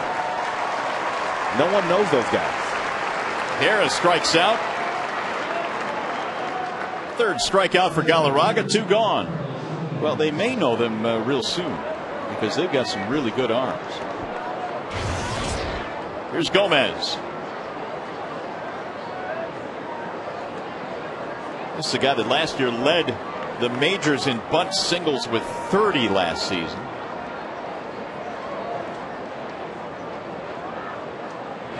And he drives one to left, base hit. He's got a lot of tools.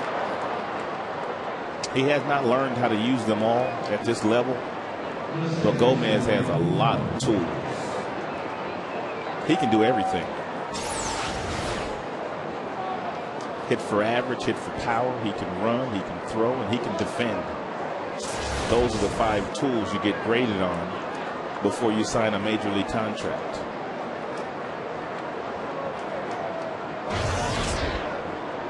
Here's Nick Punto.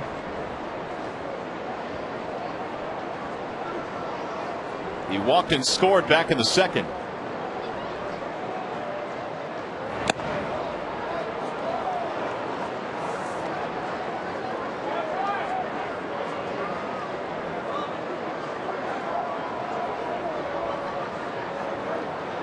Kubel, along with Gomez, the base runners.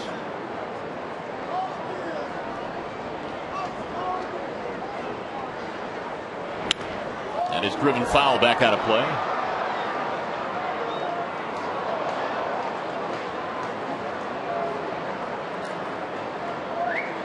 Kubel is not a guy that has a whole lot of power. He will not hit very many home runs. He has only 1 this season.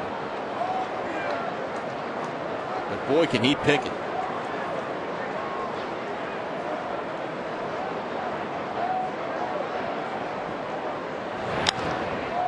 Lifted toward left. That'll slice foul back out of play.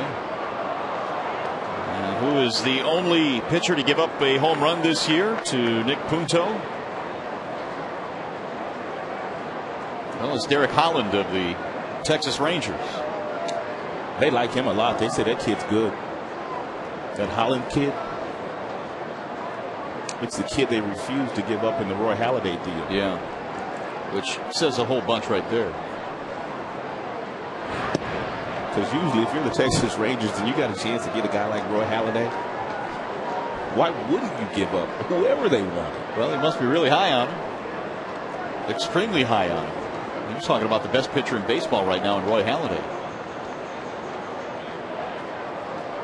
That may have and they'd have him for another year. That Halladay affected the pennant race in the West, or the divisional race in the West, had they gotten Halladay. Although, I don't know. I mean, that Angels team is playing as well as any team right now. It would have given them more help as far as the wild card goes, for True. sure. Yep, absolutely. The Rangers.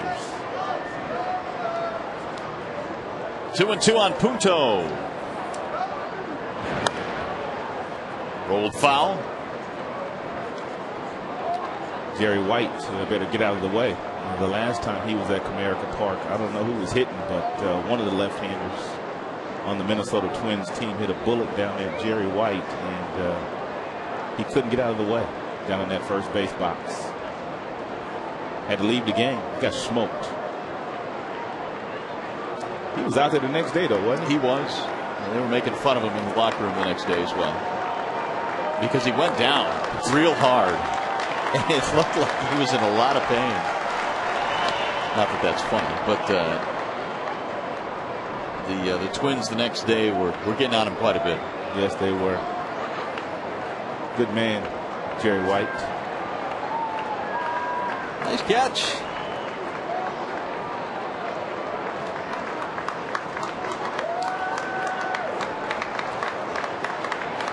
Two balls, two strikes. We're in the fifth inning. 7-4. Tigers in the lead. Punto hits it high in the air toward left field. On the run is Thomas, still going back, and he'll get there. Right in front of the wall. Punto gave it a ride. Tigers baseball on Fox Sports Detroit, presented by Bell Tire.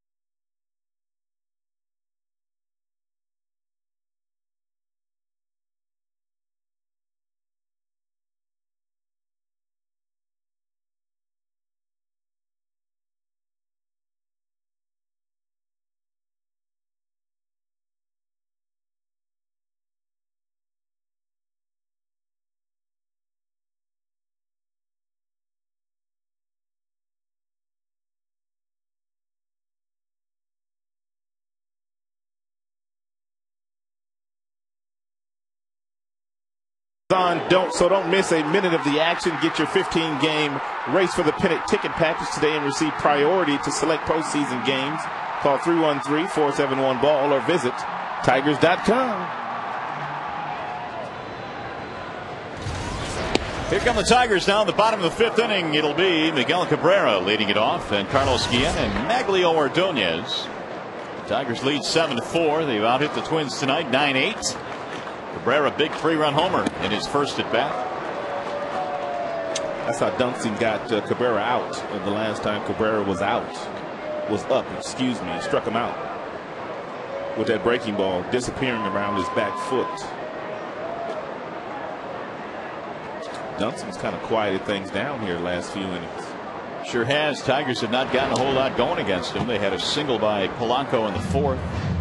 It's been their only hit against him. He's got a little velocity with that fastball, 92 with that last one. We've already talked about the breaking ball.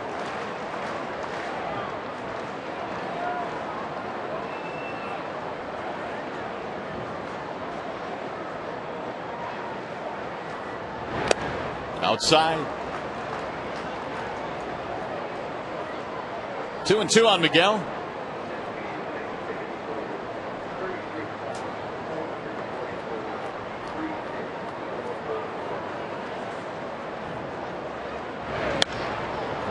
fouls that one off. Miguel has now hit 22 home runs. Here was number 22.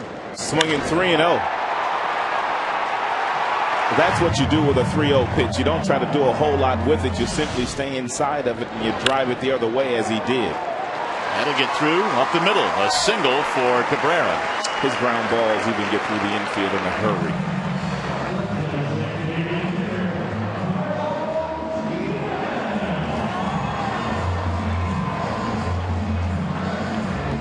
That'll bring up Carlos Guillen.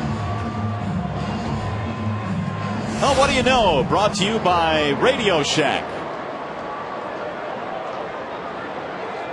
Carlos ought to entertain the thought of bunting for a base hit here down the third baseline. He's got a lot of room down there. Harris is playing about 5 feet behind the bag.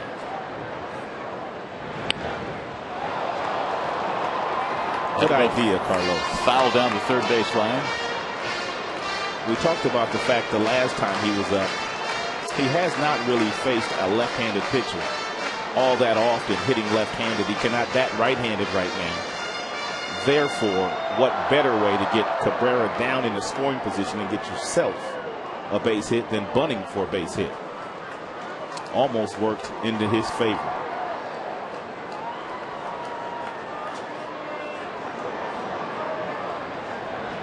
Oh, 1-1 on Guillen, who has a triple and a strikeout.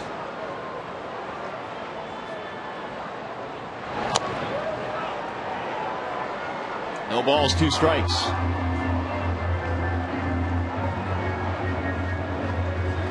Carlos batting .230. Tigers, by the way, now have an even 10 hits.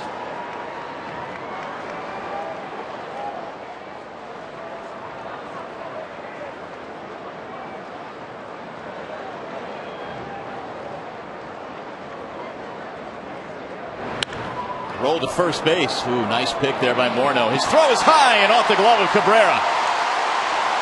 Miguel Cabrera will go to third, and the Tigers are in business now with men at first and third. You will not see that very often. A good throw by Morneau.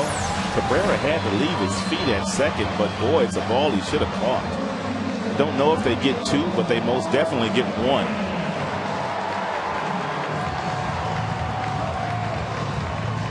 So the Tigers now a chance to rebuild the lead. That thing just kind of sailed a little on Morneau, and he will be charged with the error. Fielder's choice E3.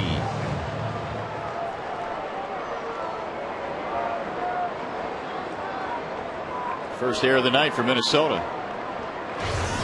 Here's Maglio Ordonez.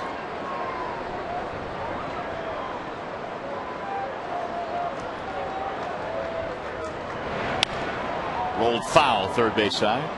Since Maglio has put on a Tigers uniform, there is no team that he has had more success against than the Minnesota Twins. And Maglio came in hitting .350 against Minnesota pitching with 15 home runs and 60 RBIs. Golden chance to pick up number 61 right here. The 0-1.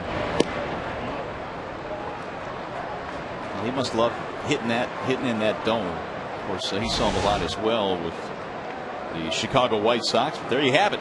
Twin killer indeed.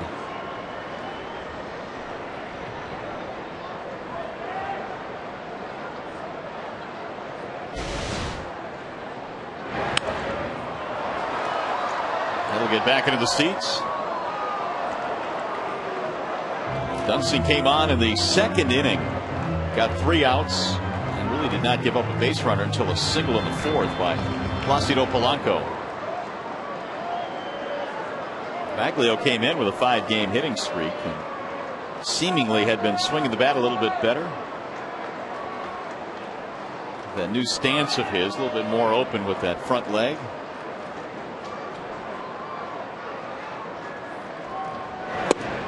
Low, 2 balls, 2 strikes.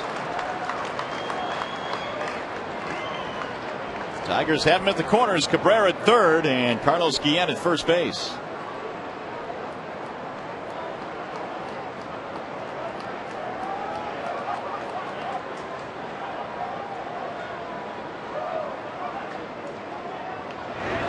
Swing and a miss. Struck him out, and Maglio is 0 for 3 in this one.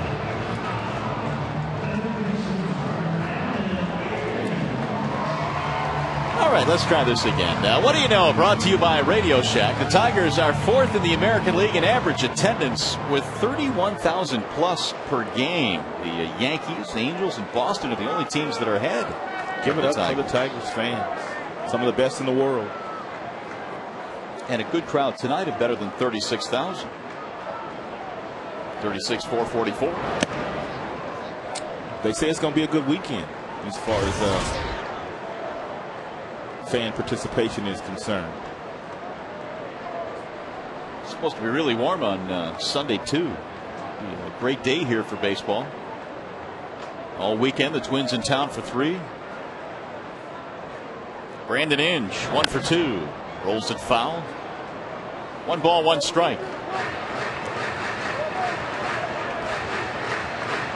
Dunston grew up in Omaha, which of course is home to the College World Series, and he would eventually go on to pitch in the College World Series back in 2005 with the University of Nebraska. That had to be a treat for him and his family. I wonder if Chamberlain was there. Was he there then, or was that after him? I have to look that up. Jabba Chamberlain, that is. 1-1 is fouled away. Well, he's only 23, right? You said Dunston? Was that the starter that was 20? That was starter. Yeah, that was Sporzak. Dunston's a little older. He's 26. I think Java's just a baby. Yeah.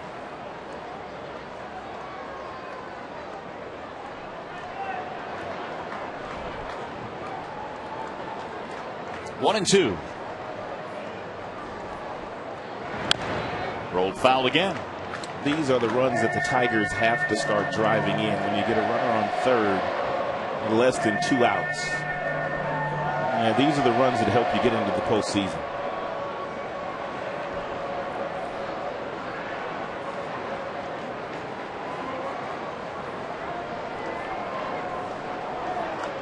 And it's up to Inge right now. He's had 19 multi-RBI games this year, more than any other Tiger. And he cuts and misses. So 2 gone. A couple of strikeouts. 5 for the game now for Dunston. This is where pitchers tend to relax a little bit.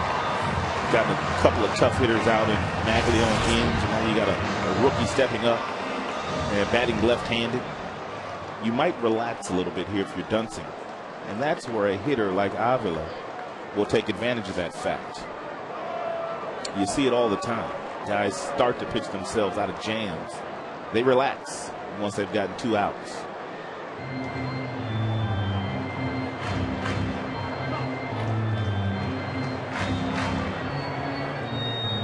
By the way, they were there at the same time. Dunston and Java. So they were teammates in 05. Well, here is Avila, 2-run shot back in the first inning, his first big league home run. 10 Tigers hits tonight. Now it's going to take a 2-out hit to pad the lead. There's strike 1 on Avila.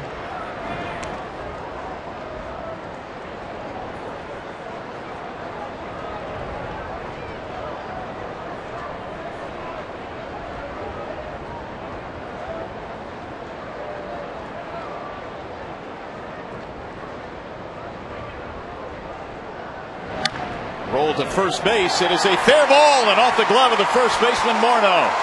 Cabrera scores. Guillen coming to third. They're going to send him home. Here's the throw. It is not in time. A slide gets Guillen in. 2 runs in for the Tigers. Avila winds up at second base.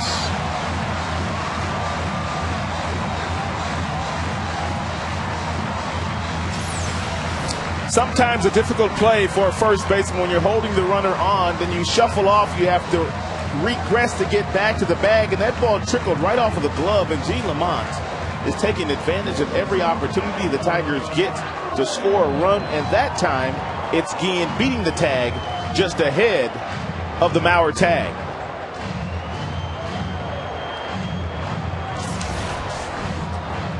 A 2-run double for Alex Avila. And Avila now with a total of 4 RBIs in this game. We'll check it on the season. Yeah, 4 in this game, but 5 for the season. What a start it's been for Avila.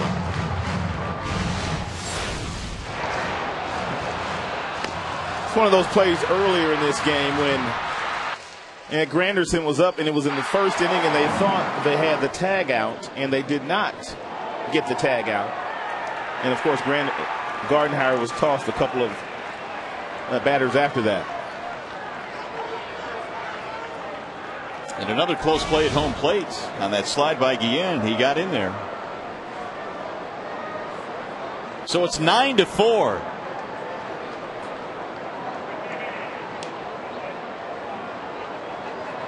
See if they can get Avila home.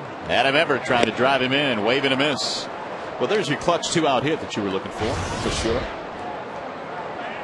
Everett, a couple of ground balls, actually a ground ball and a pop-up. So he is 0 for 2. 4 RBIs for Alex Avila.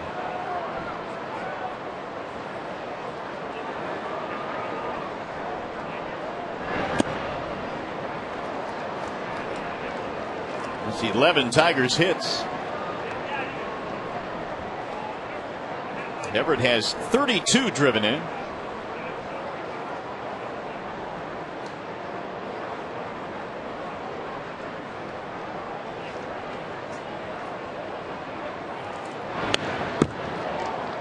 One and two. Tigers got 6 in the first, 1 in the second, and 2 in the fifth.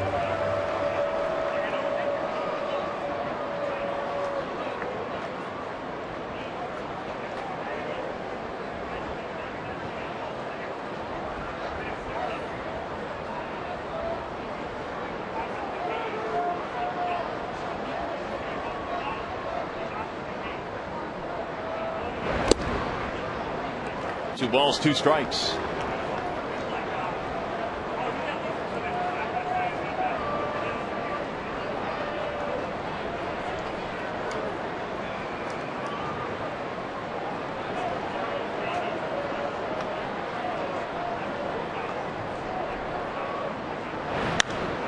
High fly ball, shallow right field. Michael Kadire coming in to retire the side. Big 2-out hit though for Alex Avila. What a night, 4 more RBIs.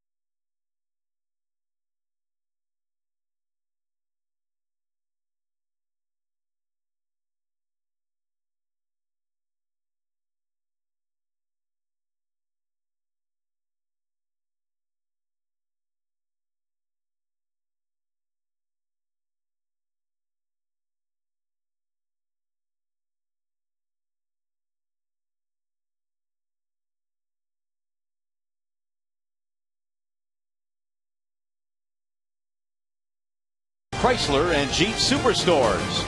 And by Wallside Windows, we can do that. We are the factory. Well, the Tigers have added their lead now. It's 9-4 as we go to the 6th inning. And Armando Galarraga is done for the night. He will pitch 5 innings. And lead with a 5-run lead. He gave up 8 hits, 3 earned runs. He did walk 5 in this game. 5 is way too many anytime you're on a big league mound. But right now he has a chance to win this game.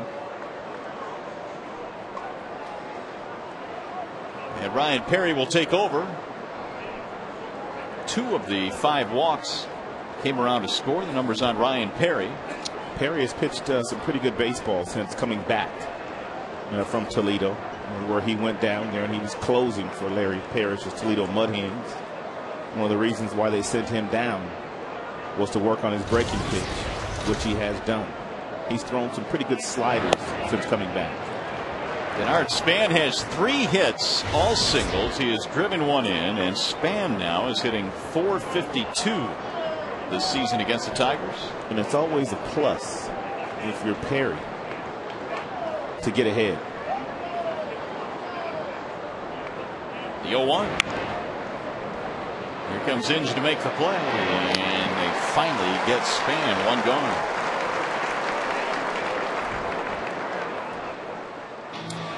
Hey fans, Saturday afternoons were made for baseball, and this week the Red Sox travel to the Bronx to take on the Yankees in a renewal of their longtime rivalry. Coverage of Fox Saturday Baseball begins tomorrow at 4 p.m. on your local Fox station. Must be a misprint. At Yankee Stadium tonight, it's 0-0 in the 7th. There have been 4 hits combined. Yeah, that's a misprint. Yankees whooped up on Boston last night for the first time this year. Strike 1 on Orlando Cabrera. Looks like John Smoltz was designated for assignment. A Michigan native. He got roughed up last night for the Red Sox. He struggled there. He really did. The 0-1. He went around. I watched him pitch a couple of times, though. He can still be used by somebody. I know things didn't work out in Boston because they're in a pennant race, but there was nothing wrong with John Smoltz's velocity. He was just having a tough time of throwing the ball in the corners. And it's tough when you go from the National League, as long as he's been in the National League, to the American League. There's a seeing-eyed single right back up the middle into center field. Cabrera has his first hit. A lot better hitters in the American League, in my opinion. Well, the White Sox, keeping our eyes on them tonight, and Cleveland leads in the bottom of the 4th at U.S. Cellular 5-2. That's good news. There you have it. Coming in, Tigers had a 2-game lead on Chicago.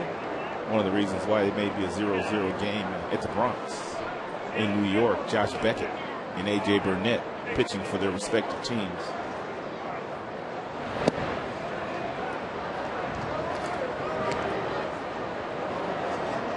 Joe Mauer, the batter.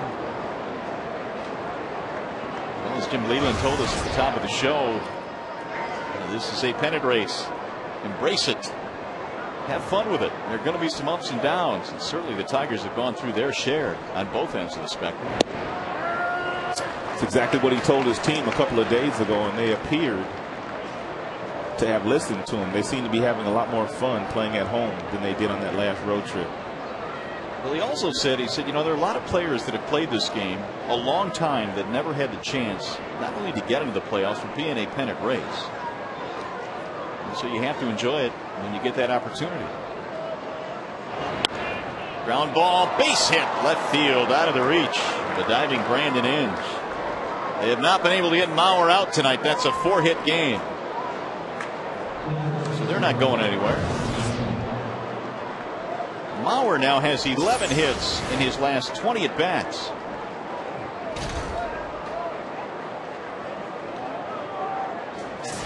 Inge had him played off the line, but not far enough. It's 10 hits now for the Twins. Here's Morneau.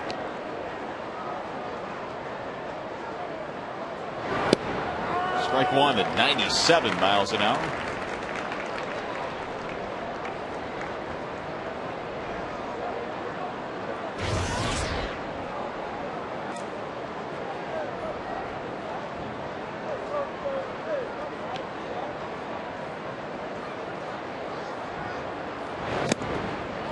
was quoted the other day talking about the young pitchers that they have on this staff. Of course, Kevin Slowey is done for the year, but still the majority of their staff is very young. And he said, you know, we really don't have that one veteran go-to guy that can help the young guys along. A guy that has pitched 8-9 years in the big leagues. They just picked up Carl Pavano, and he made those comments before them.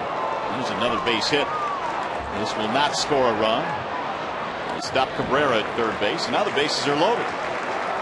Did they have that guy last year? Did they have a veteran last year? They pretty much went with a very young staff last year too, didn't they? The same cast, yeah. Yeah, that's what I thought. Yep. Yeah, but when you have guys trying to get it done for the second time, when opposing teams are making adjustments to you, sometimes it can be tough for that second-year player. They've got some leadership in their bullpen for sure with Joe Nathan. Really, the only guy that comes to mind recently, that veteran guy that had been around a long time and had a lot of success, was Brad Radke. Well, they had to trade Santana, who's one of the best pitchers in baseball, because they weren't going to be able to sign him a couple of years ago when they traded him to the Mets. But they also moved Matt Garza to the Tampa Bay Rays along with Bartlett, and that seems to be a deal that is heavily one-sided right now on the side of the Tampa Bay Rays. Delman Young is still on this roster here and has a lot of talent, a wealth of talent, but he has not had a lot of success in a Minnesota uniform yet. Here's Jason Kubel with the bases loaded, and he lines one toward left. Might be trouble. It is. It's going to go to the corner. Cabrera scores a run. Mauer right behind him. Morneau goes to third. It's a 2-run double for Jason Kubel. We talked about Kubel the first time he came up today. He plays in the shadows of Mauer and Morneau. But quietly, he has had a really nice year for Minnesota. Really nice year.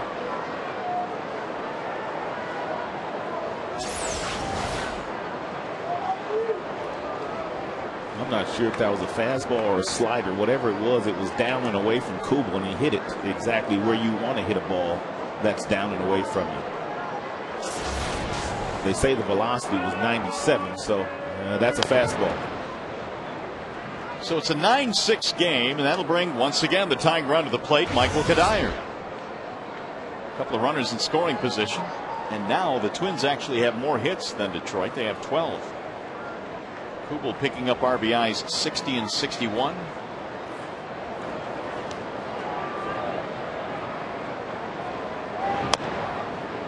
Pulled that one foul. One thing we know about a Ron Geierheimer managed team, they are not going to quit. Regardless of what the standings say, regardless of what the numbers were when they got here, they're going to play some good hard baseball as they do every year under his leadership. Minor and Knee warming up in the Detroit bullpen.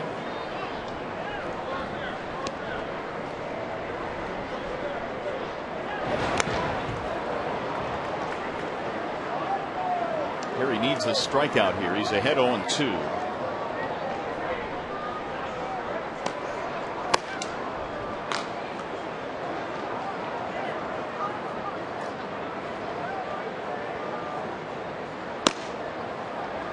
Kadire is 0 for 3. Pop up twice and a ground ball. The 0-2. Popped it up again, but it's back into the seats.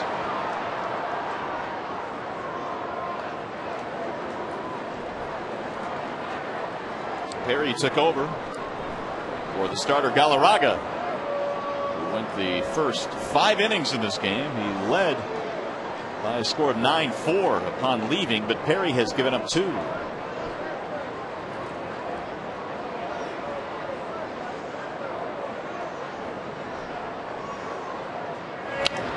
There's another foul back out of play. Well, they've packed him in here tonight with the Twins in town. Should be a big weekend. We mentioned 36,444 in the ballpark tonight. There aren't too many ballparks in all of baseball that look better filled than Comerica Park's standing room tonight.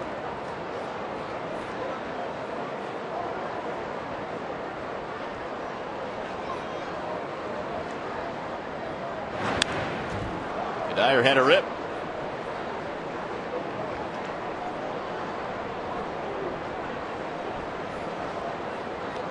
Kadire just back in their lineup. He had missed a couple of games recently with a sore lower back.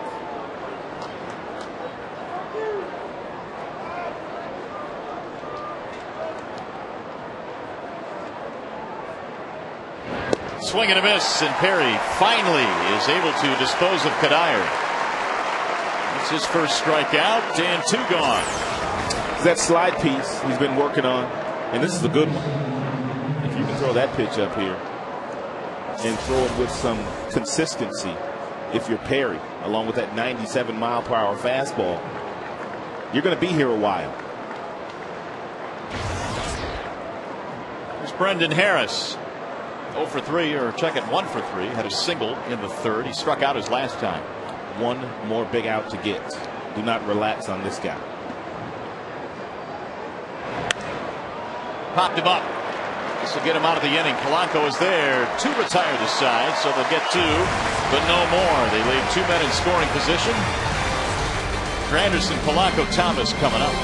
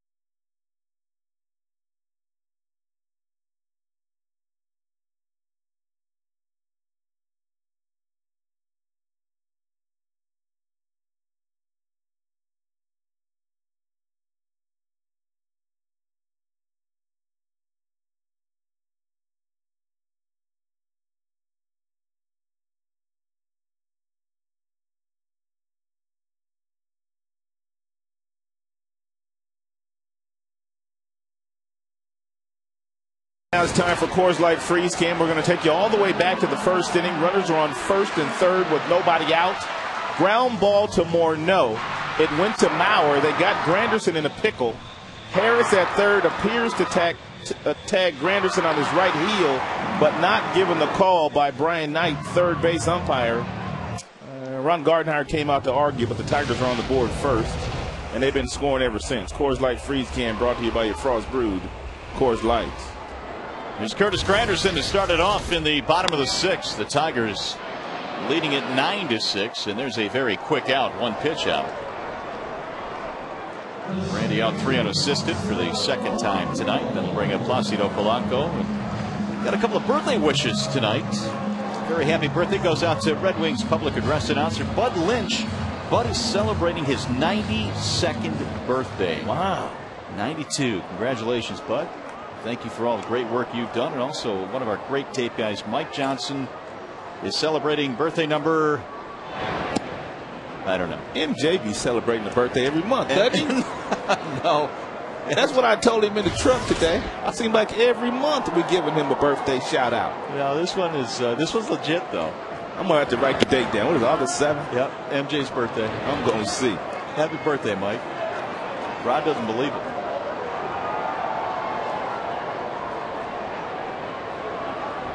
Polanco is 3 for 3. By the way, for MJ, it's the big 5-0 today. I know he can work that tape machine. Yeah, he can. He's 50? He's the best. Yeah, he's 50 years old today. I'm going to have to see how he feels, though, because I'm going to be there this year, too. Oh, that's right. The big 5-0 coming up. I'm going to have to see. How do you feel? He was smiling from ear to ear today, though. 2-1 pitch is rolled foul. 2-2.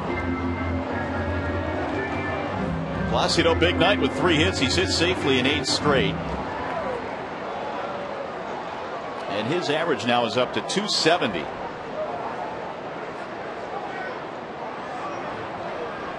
It would be nice to see Polanco heat up down the stretch. Final 2 months of the year. Driven in the air. Left center field. Who's going to get this one? Gomez? Nope. It'll be Span from left. 2 outs.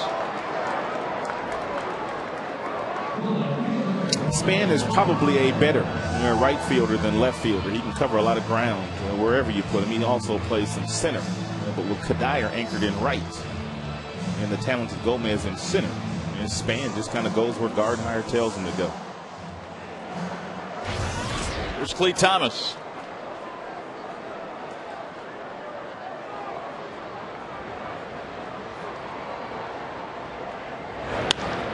On the ground is short. Nice play by Cabrera. No chance. Thomas has an infield hit. It's a good at bat by Cleat. He struck out last time against Dunston. He was over swinging. Even on strike 2, he was over swinging. But on this particular swing, you could look and see he just wanted to make contact. Nice, easy stroke, inside out swing. Put the ball in play. Cabrera got to it, but he wasn't going to throw Cleat out. It's a nice approach there by Thomas. Each team with 12 hits.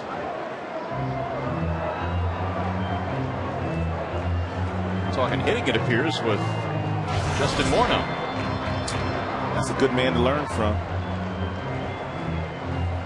Well, Cabrera due up. Here comes Scott Olger, the acting manager. Ron Gardenhire was ejected earlier in the ball game. And we'll get a pitching change here. So as the Twins go to the pen, here comes Crane to enter the ball game in a 9-6 contest.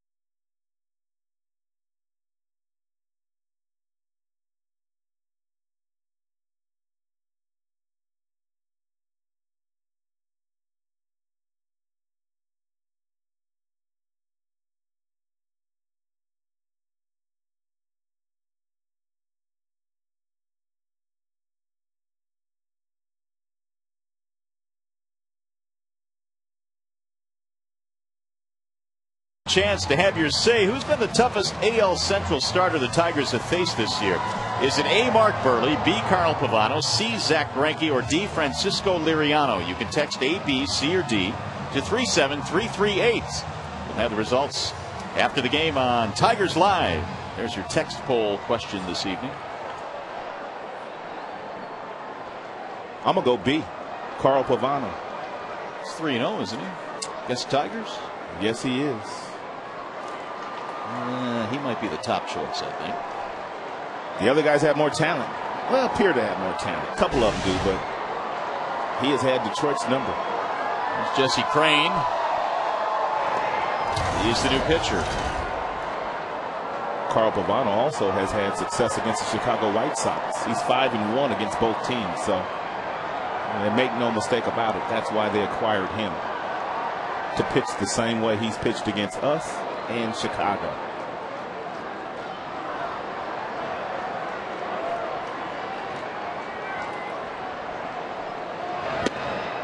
Check to swing as Crane comes inside. 2-0. 95 at that last fastball from Crane. Right over the top.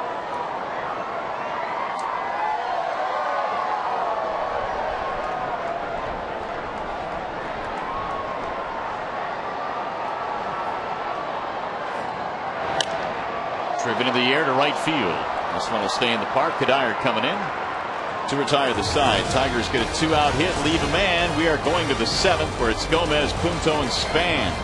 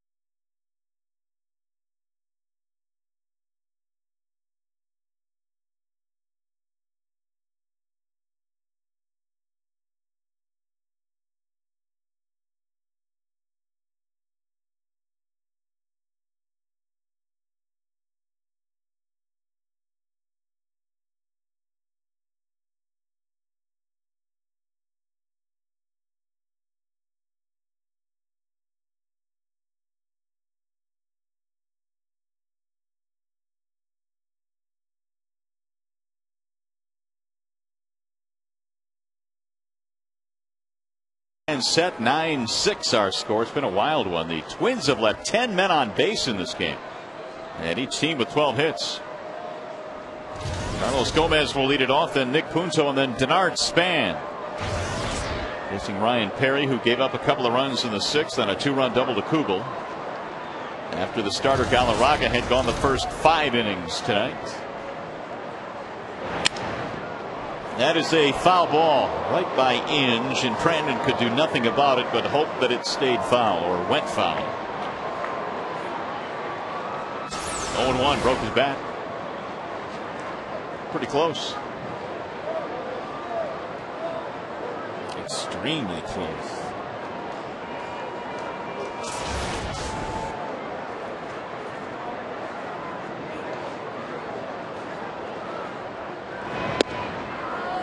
Two strikes on Gomez. Been on base 3 times. He's walked and scored. He has singled. Hit into a force in the 3rd.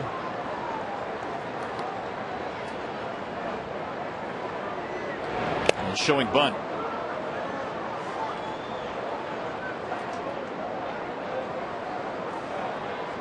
Two strikes in the count. He was showing bunt. Inge not giving up any room at third base.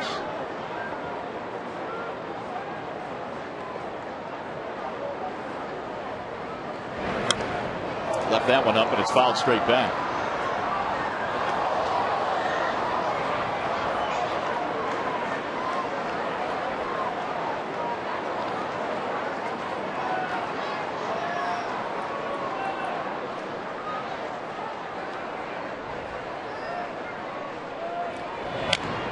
Ooh, we fouled that one off his foot.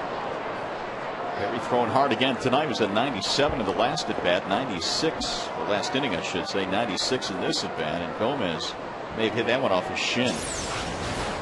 These are killers. Yes, they are.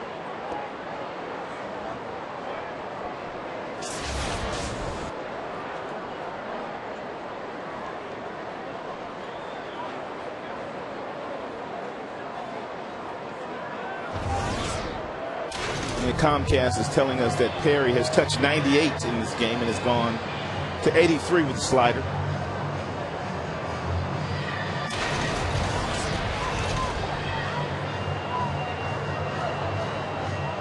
It's going to take a while apparently for Gomez to walk off.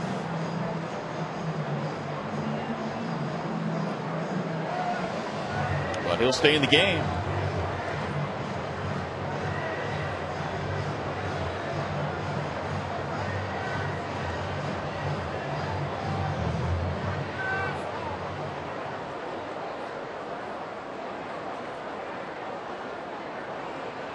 He is walking awfully gingerly on that left foot. I mean, Gomez is the kind of guy, if he was able to reach base here, he'd be off and running on the first pitch.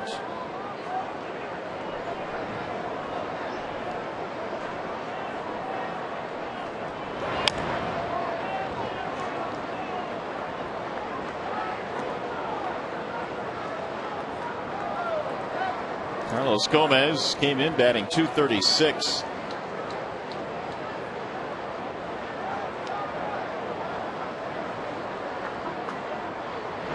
And down he goes.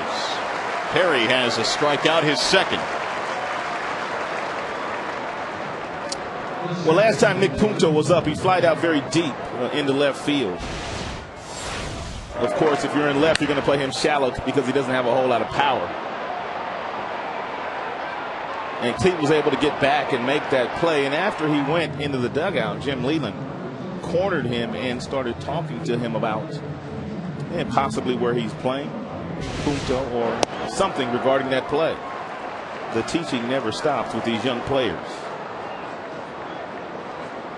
And Jim is a manager that takes the luxury of reminding guys exactly what he wants them to do when they come off the field. He doesn't write down a whole lot of notes like other managers. He simply tells you, when it's fresh on his mind. 1-1 on Punto.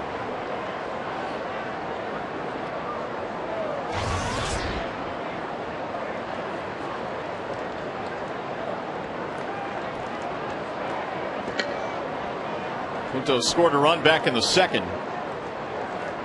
It's their biggest inning, a 3-run second. Let's roll to Polanco. 2 gone. It's a much better start to this inning for Ryan Perry. 2 up, 2 down. Now the top of the order, Denard Span.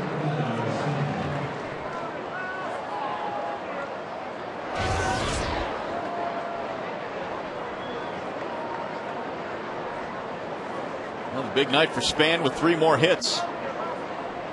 He had a 5-hit game on July the 3rd against the Tigers. 3-hit game going tonight.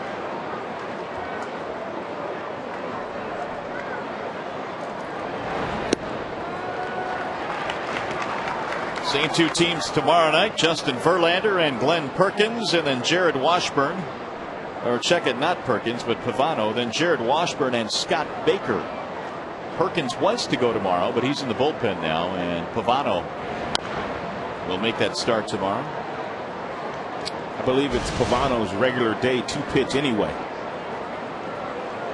Took the drive up from Cleveland today to his new ball club, the Minnesota Twins. And they're hoping he pitches as well against the Tigers as he has pitched in his previous 3 starts this year. JV got his seat back. Yes, he did. Jackson took it from him yesterday. He's really watching the opposing hitters. Verlander's always had a wealth of talent. You can see what he's talking about with the approach of Span right there to somebody in the dugout. He's always had lights out stuff, but he's taken his game a whole nother level this year by concentrating on the little things.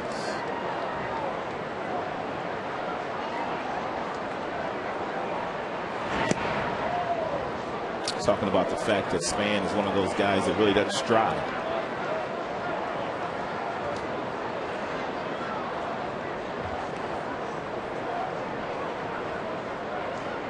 And you see very few guys at this level that don't stride.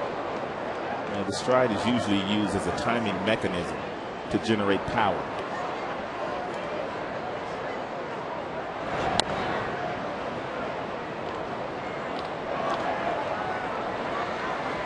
I mentioned that Span has a little bit of power. He's hit 6 home runs. That would classify as a little bit. Came in struggling at 2 for his last 12, but 3 hits tonight.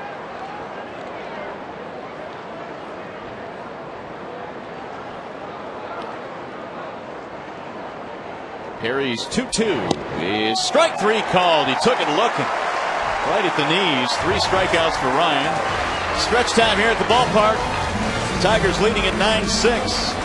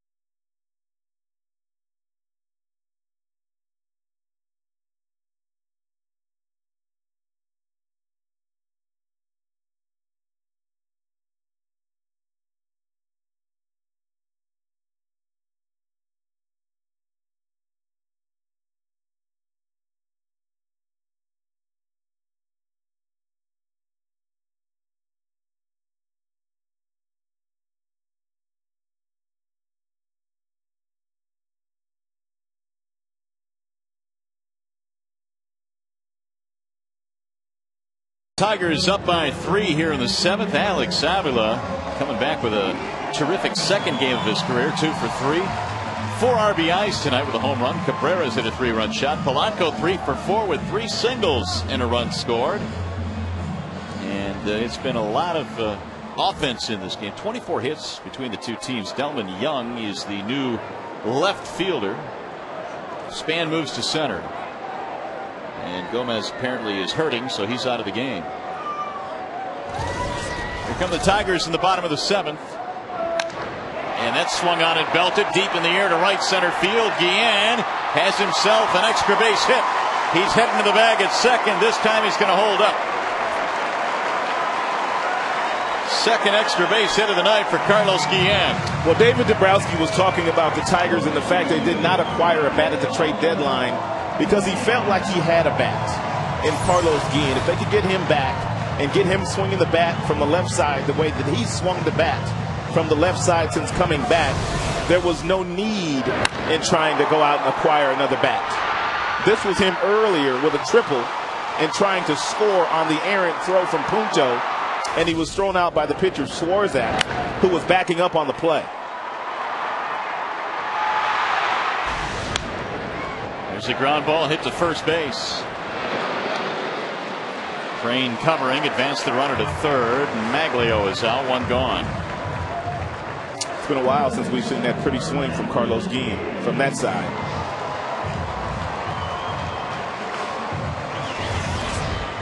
So Brandon Inge here with a chance to drive in a run from third, less than 2 outs. Brandon tonight 1 for 3 with a base hit.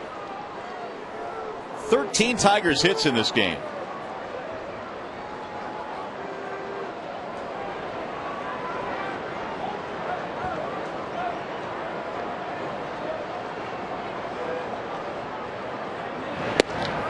Strike 1 on Brandon. Infield playing in at halfway depth on the left side. They're in a little further on the right side with Punto and Morneau. A little deeper at short with Cabrera and Harris.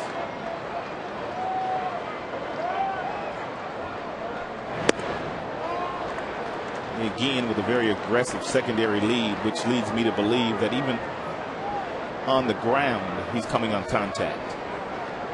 You can do that, though. You can gamble when you got a 3-run lead in the 7th. You can come on contact.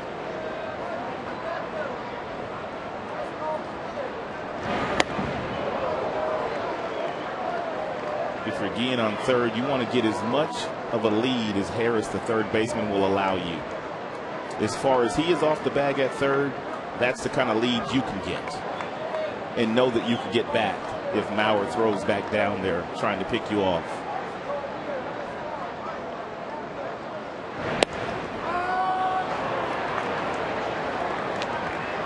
Two and 2 on Brandon Inge.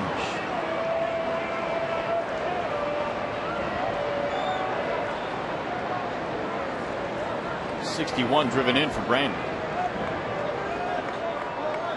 Big RBI standing at third here in the 7th inning. 3-run lead. He's hit by the pitch.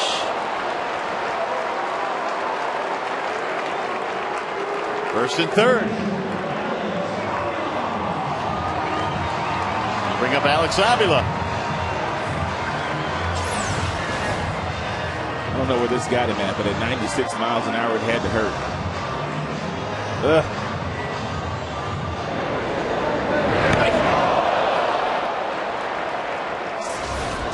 It's the 12th time that Inge has been hit by a pitch this year, which leads the team. He's carrying the target this year on his bat, or that time on his arm. Now we'll talk about it on the mound, and Scott Alger coming out as well.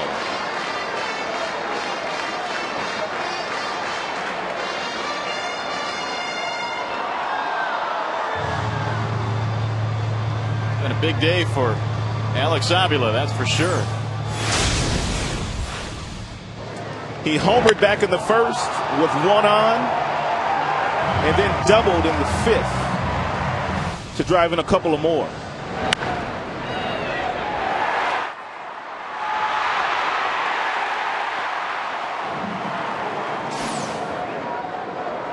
Big day for the youngster. 4 RBIs. He knocked in 55 at AA this year. Breaking ball drops in 0-1.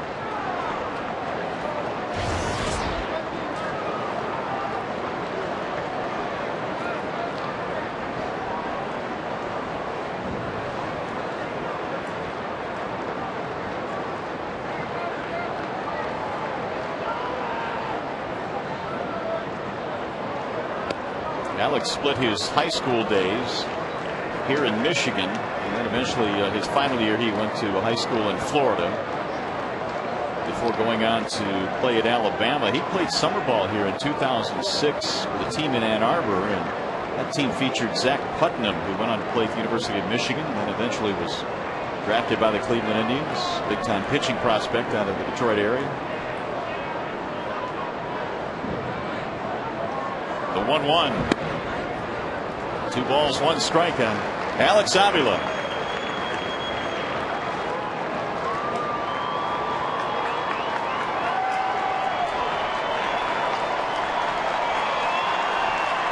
One thing Jim Leland has said about Avila before the game today, he just looks like he has a confident look about it. Didn't seem rattled at all yesterday. Doesn't seem that way tonight either. The 2-1. Driven down the right field line, foul.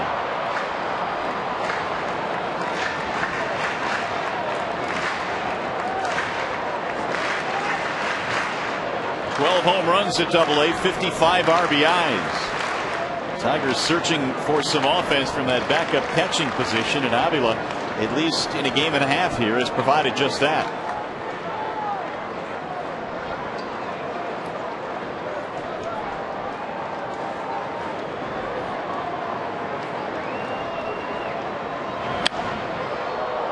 Wasted a pretty good pitch there. He sure did. He sure did. I think it was at 96, headed to the outside black. Most young pitchers let this go by because they can't get to it, but he knows he really can't put it in play. So you just spoil it. And you hope to get something that you can put in play to drive in a run from third with less than 2 outs. Crane throwing hard tonight. He sure is, man. That last one in 96.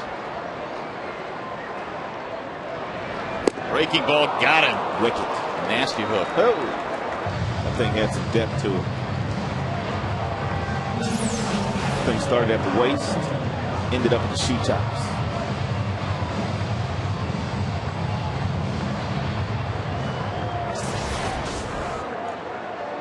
That'll bring up Adam Everett with 2 outs.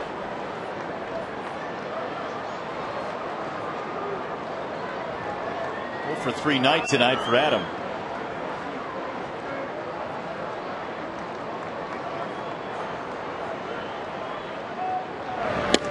Strike 1.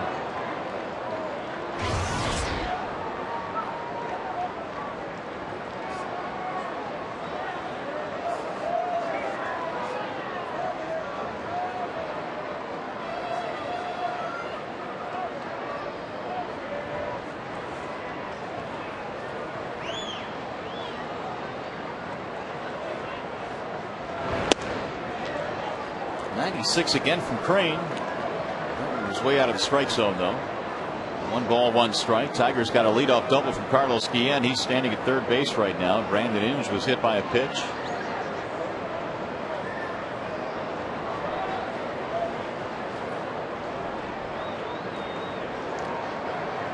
Crane has been a mainstay out of their bullpen. 66 appearances last year.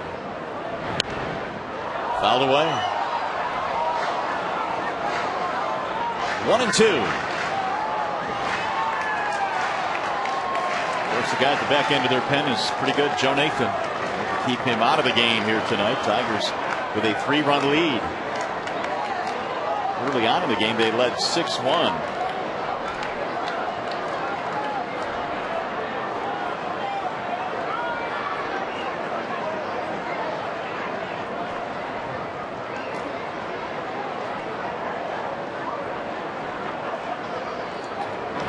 Swing and a miss. He dusts off Everett, And the Tigers threaten but do not score. Second strikeout for Crane. 7 in the books. Cabrera, Mauer, Morneau coming up.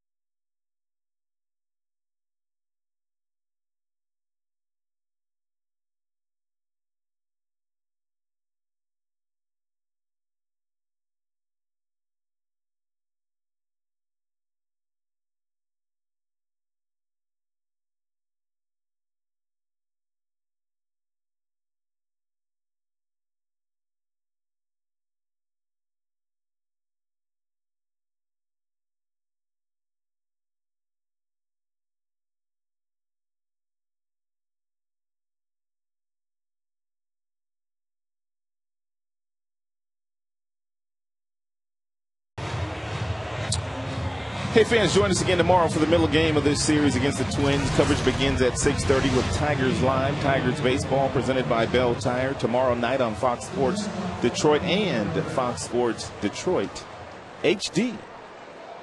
Justin Verlander, 12-5, will get the start for the Tigers against the newly acquired Carl Pavano. Defensive changes. Ryan Rayburn is in the game. He is out in left field, and that means that Clee Thomas will shift over to right. Maglio is out of the ball game as we go to the 8th. Tigers holding on to a 3-run lead. Brandon Lyon is the new Tigers pitcher, and Orlando Cabrera will lead off against him. Lyon threw a couple of innings in yesterday's game, but they weren't very stressful, and therefore able to go back out there once again tonight. And since the first month of the season, he has been tremendous out of that bullpen.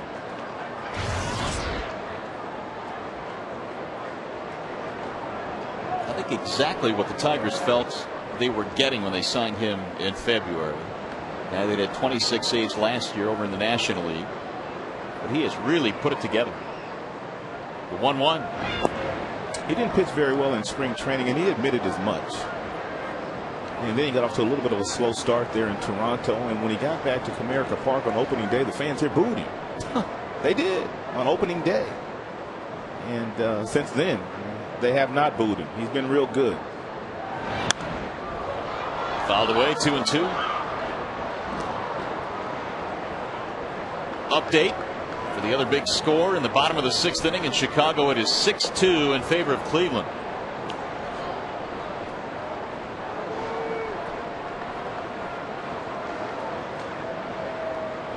One thing about the race in the Central, you know it's going to go down to the end.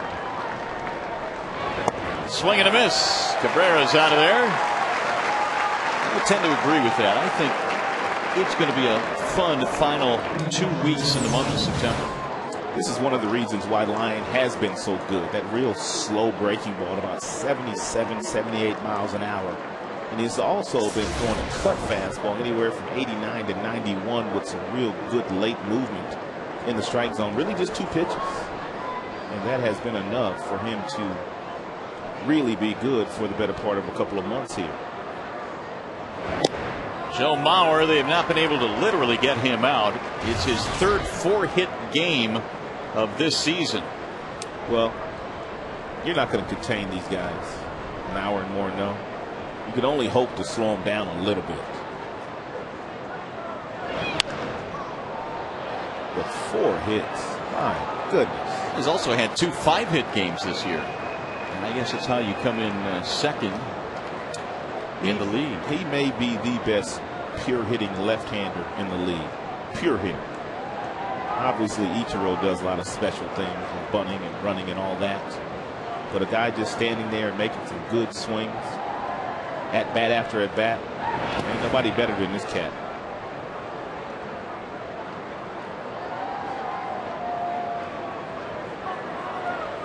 And he missed the first month of the season.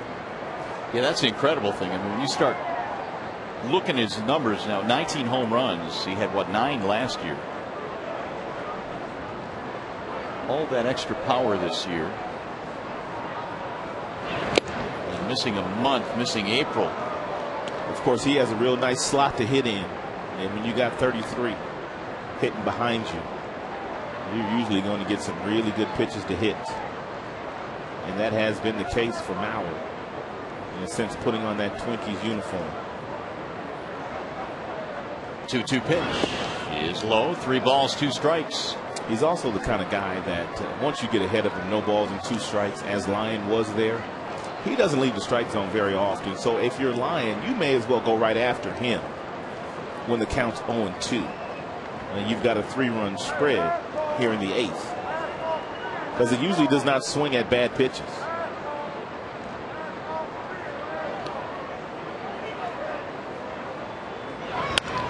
Ground ball right side. Polanco has it. Lyon will cover, and they just get him on a dandy defensive play. Polanco can play some second base. Can really play that position. It's a nice job here by Lyon as well. Yeah, knowing that Cabrera would not be there, Polanco stops, takes his time, and hits Lyon in the chest, who's there waiting for the throw. It's a nice play. Polanco was given an error earlier on a similar play when Armando was pitching. Here's Morneau. Another thing about these guys in the middle of their lineup, both left-handed batters, but they're not very tough matchups, or they can be tough matchups. It's not like you bring a lefty in. These guys hit lefties well. Although Mauer has dipped below 300, he's at 297 against lefties. And Morneau is 321. There are a lot of managers in baseball today that would not bat a left-hander 3rd, 4th, and 5th. But because of that reason you just mentioned, Ron Gardenhire has no problem doing it. Good pitch, 1-2. I mean, it kind of makes it easy for the opposing manager to bring in left-handers to go up against your left-handers, but he's not afraid of that. Lyon looking for the 1-2-3 inning. Looks like he'll get it. Polanco. Down in order they go. 1-2-3. Bottom of the 8th coming up here at Comerica Park.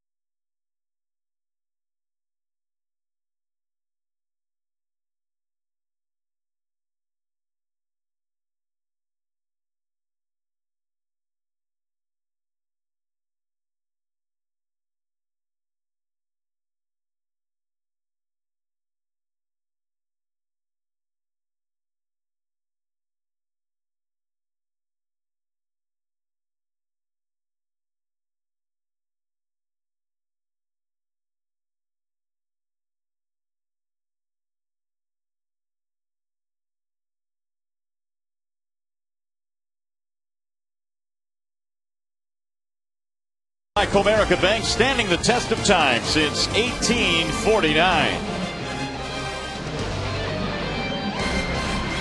Back here at Comerica Park, we remind you to visit the official online shop of the Detroit Tigers. It's at tigers.com. You can browse the largest selection of authentic Tigers gear, including clubhouse caps, t-shirts, jerseys, sweatshirts, and a whole lot more. Get your Tigers gear straight from the source at the tigers.com shop. Tigers up by 3 runs. We go to the bottom of the 8th inning in this first game of the series, and Joe Nathan coming on for the Twins.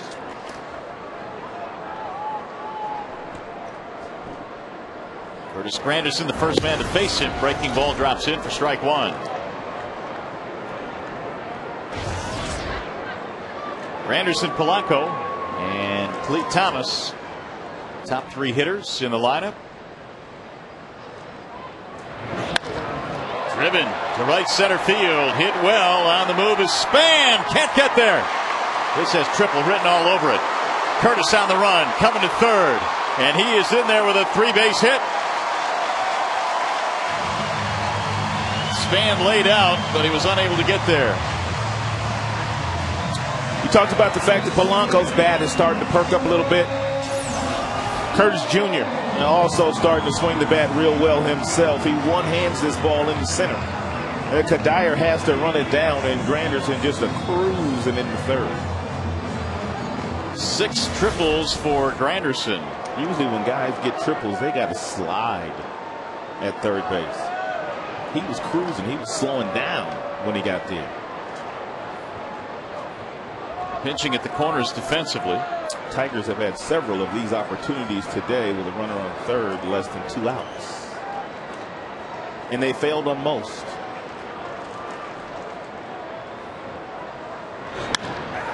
That's in the air toward left center field. Span on the run the other way. Not going to get this one either. Polanco into second base with a double and an RBI. And the Tigers against Joe Nathan have picked up a run. It's 10-6.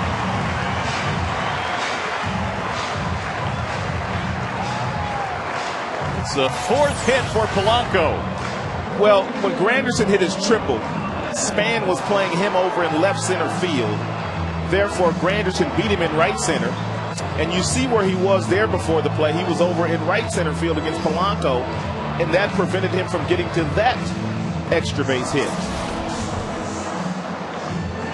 It's a good thing it's not a save situation for Nathan, because he's perfect against the Tigers in those types of situations. 28 of 28. But when your closers just need some work sometimes, they're not all that good. Roll toward first base. This will advance the runner. Thomas is out. Hey fans, everything you knew about fantasy football is about to change. Introducing the all-new Fox Fantasy Football with more customizable features and new ways to play. Log on to foxsports.com on MSN and join the next generation of Fox Fantasy Football. You got your draft already yet? No, that's coming up in about a month. Oh, a little early for that? Yeah, I'm studying though. You want to help me out? You want to be my co-owner this year? LaDainian Tomlinson will not be the first player chosen this year, will he? No, I think Adrian Peterson will. Because LaDainian was a perennial first choice for about, what, 5 years? Yeah, LT's getting a little older now, though, so probably still a first-round pick. Take T.O. You always say that every year. Take T.O. Got a reality show now. Come on. That's the last thing I need. Got a reality show. First-round pick, a guy that's got his own reality show. He won't be too distracted. Oh, my goodness.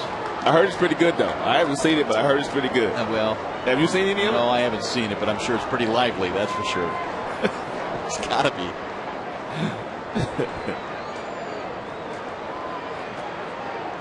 0-2 on Cabrera. Got him, strike 3. Cabrera knew it. He's out, and there are 2 gone now for Carlos Guillen. Joe Nathan is and has been one of the best pitchers in the American League at what he does since coming over from the San Francisco Giants. He just closes out games for Minnesota, and he's a major reason why they are in playoff contention every year. When you got a guy like this at the back end of a game that doesn't blow a lot of saves, what a luxury for a manager. Cardinals a double and a triple in this game.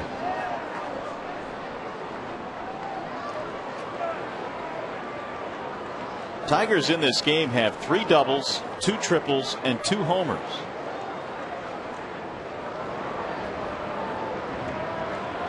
This might be our last chance for Arby's. Need another home run. 2 balls, no strikes.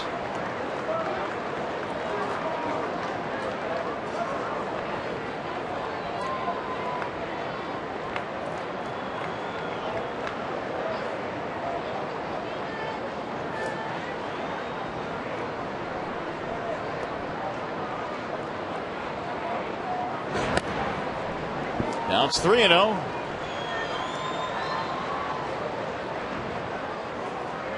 We were talking about that 3-0 pitch earlier, and of course Cabrera homered back in the first on a 3-0 pitch. I think a 4-run lead in the 9th. Too many to swing here for Carlos. It would not be a good thing to do. Ooh, he did. Fouled away, 3-1.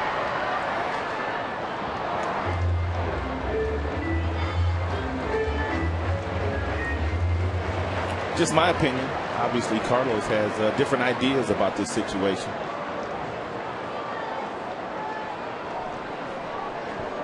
Well, there are those that will say because the game of baseball has no clock that no lead is ever too big. 3-1 pitch is outside. There's the walk. There are also some managers as well that try to get that 5th run. Anytime you're up by 4, grand slam to tie the game. There are a lot of managers that try to get out of grand slam distance.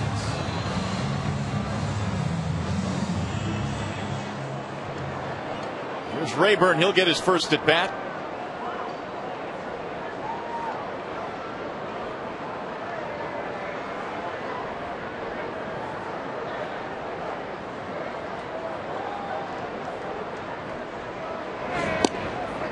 Strike 1. And the Twins come to the bat in the 9th inning. Kubel, Kadire, and Harris are due up. The extra run here the Tigers have picked up in the 8th has gotten Rodney out of save territory. They may get more. Mauer somehow blocked that ball with the backhand.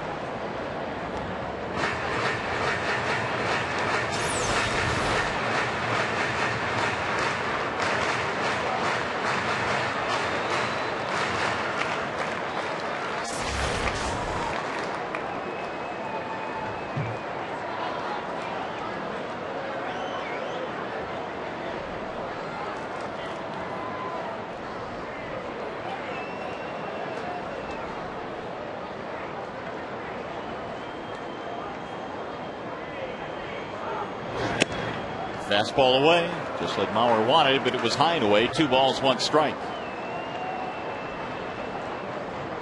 Rayburn batting .262. He's hit 6 home runs.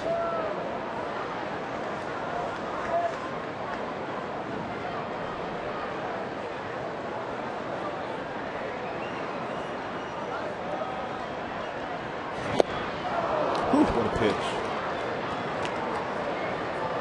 Filthy. Especially in the fastball count. That's why Nathan's one of the best.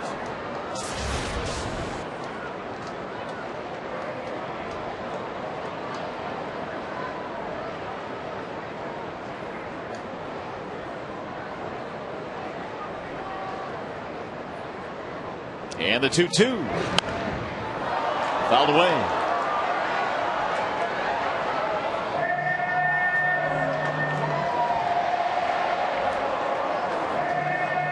Odd seeing Nathan in a game in which a save is not on the line.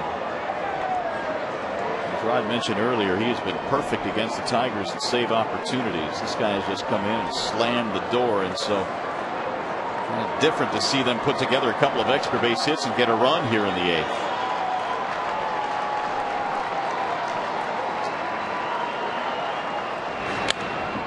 Fouled away one more time. It is probably a situation where I know he was not probably used the last couple of days in Cleveland because Cleveland won those 2 games. But he probably needs some work.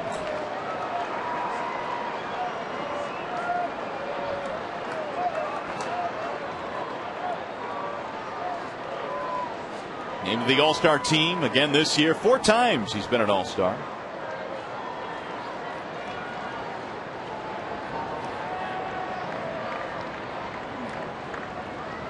2-2 pitch is swung on and missed. So that's all for Detroit. They get an extra run, though, to pad the lead. We'll go to the 9th inning. 10-6 our score. Kubel, Kadire, Harris, their last chance.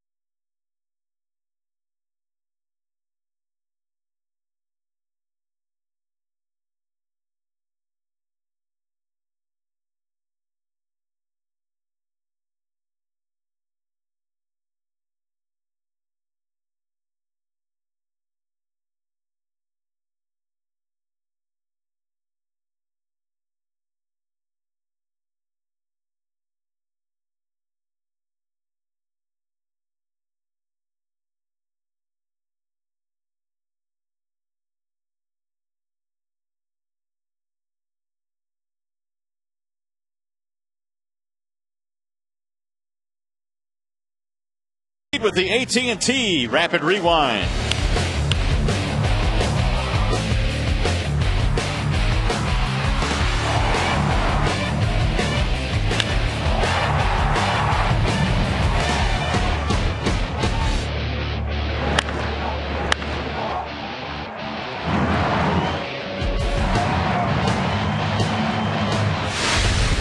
AT&T, the nation's fastest 3G network. AT&T, your world delivered. Time now for the assist of the game. The Mercedes-Benz E-Class Attention assist of the game.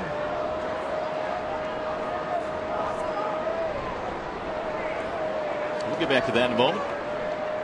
Here's a clue. It'll involve Alex Avila. Here's Jason Kubel to lead it off.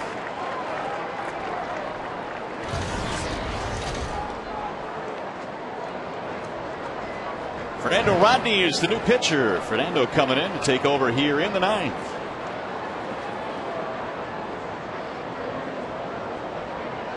'47th game now that Rodney has been in. He's 22 of 23 in save opportunities with an earned run average just a tick under 3.5.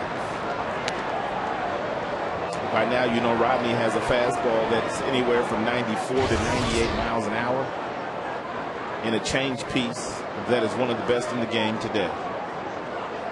Tremendous swing and miss pitch for him.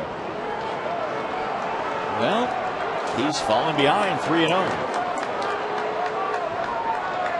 Kubel, a 2-run double in the 6th inning. He's also walked a couple times already.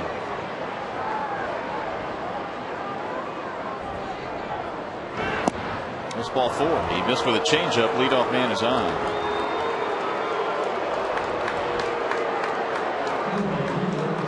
I want to give these Twins any breath of life. The Tigers got a run in the bottom of the 8th to lengthen the lead to 10-6. Michael Kadire.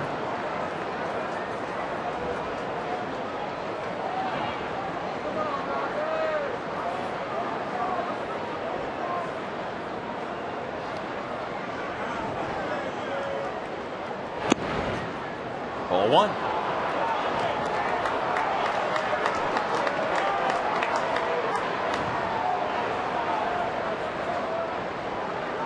.491 against Fernando Rodney, 1 for 11 in his career. 4 of those strikeouts. There's a strike. Changeup from the outside corner. 1-1. A sarcastic cheer coming from the 36,000 plus in attendance tonight.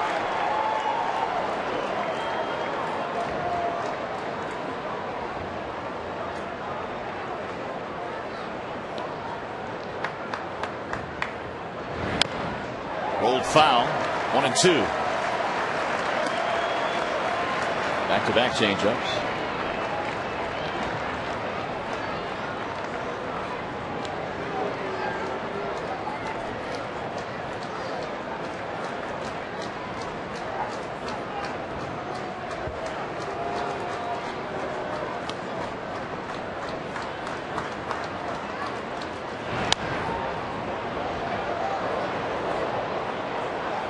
Sneak that fastball by him at 97. Kadire got a piece of it and lined it foul.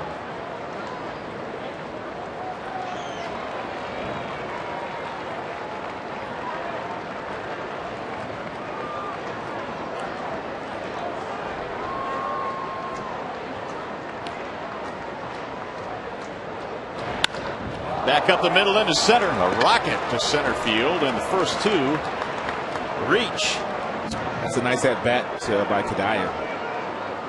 The first 2-strike pitch was a fastball in the mid-90s. He was able to foul that ball off, and then he got himself a changeup and singled sharply up the middle.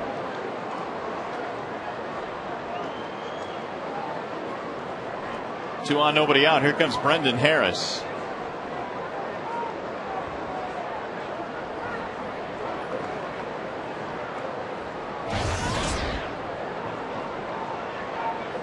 $13 hits for the Twins. Tigers have 15 hits.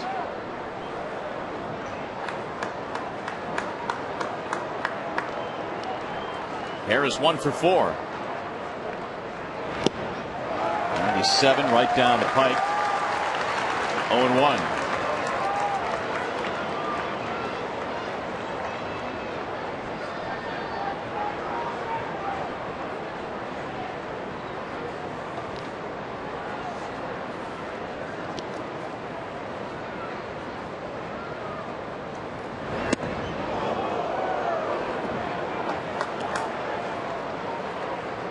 Rodney has finished more games than anybody in the American League.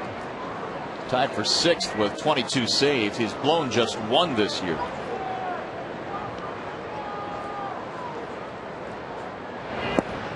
Wouldn't chase, and the count down is 2 balls and 1 strike.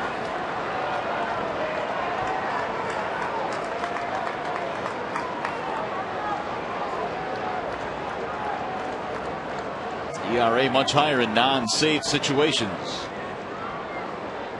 and this would qualify.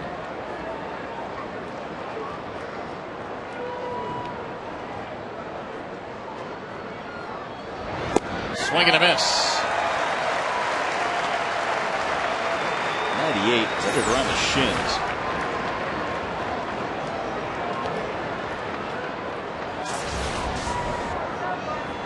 Two and 2. And Brendan Harris.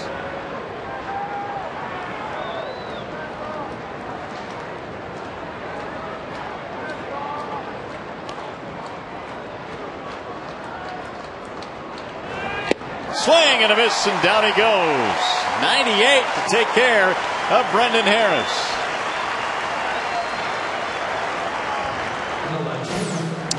Let's take a look at this pitch sequence presented by Bell Tire. Rodney falls behind Harris, 2 balls and 1 strikes, and then he says, here it is, hit it. 98, and he followed that up with another 98-mile-per-hour fastball. That's our Bell Tire pitch by pitch. Strike 1 on Delman Young, getting his first at bat.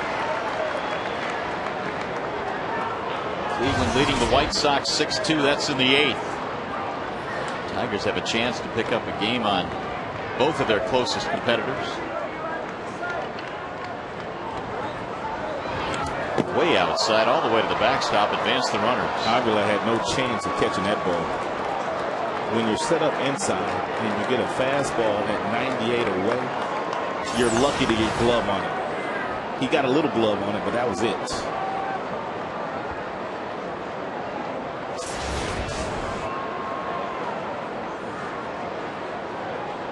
Wild pitch puts runners at second and third.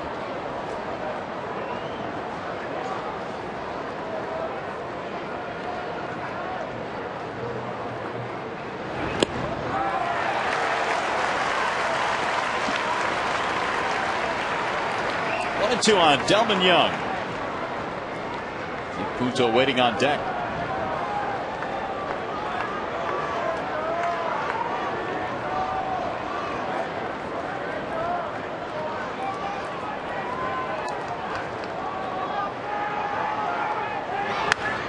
Ground ball, base hit, right field. Kubel scores. They're going to stop Kadire at third base. It's an RBI hit for Young, and it's 10-7.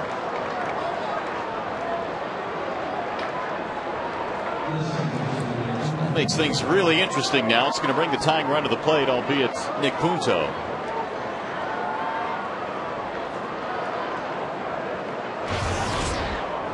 Punto in this one with a walk and a run scored. He's 0 for 3.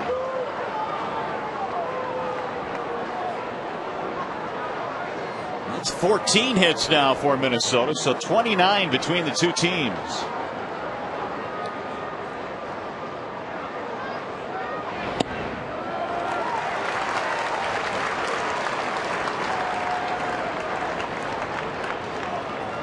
Punto's 0 for his last 10 at bats.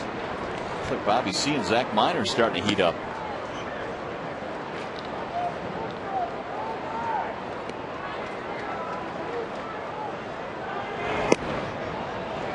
Missed with it.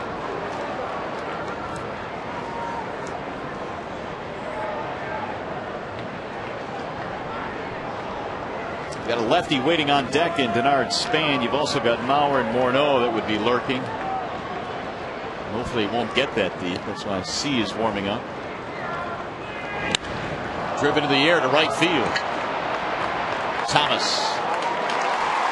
It'll be deep enough to score the run. Kadire is in, sac fly and an RBI. 10-8 ball game, but there are two gone.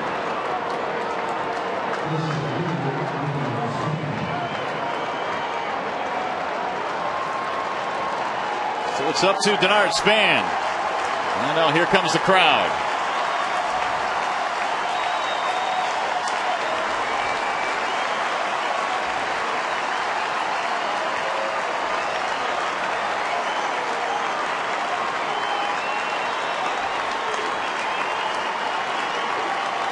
Span with a 3-hit night going.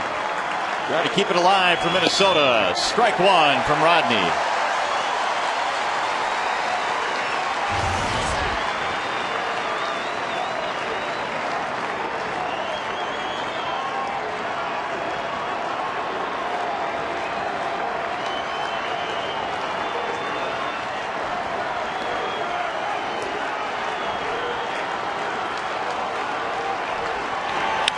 Bouncing ball back up the middle into center field, a base hit, and it's a 4-hit game for Denard Span. 15 hits now for both teams, and the tying runs are on for Minnesota.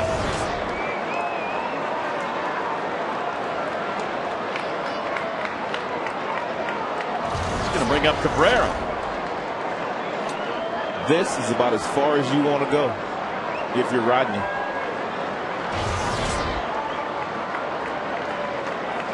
You don't want to see Mauer. It'll be interesting to see what Leland would do if Cabrera were to reach here. You've got C, who should be ready to go. Cabrera with a big swing. 0-1. If Jim wants to play the matchups by bringing in C to go after Mauer, I could simply understand that. But stuff-wise, Rodney's got the best stuff. Agreed. And Mauer hits, as we said, 297 versus lefties. 1 ball and 1 strike.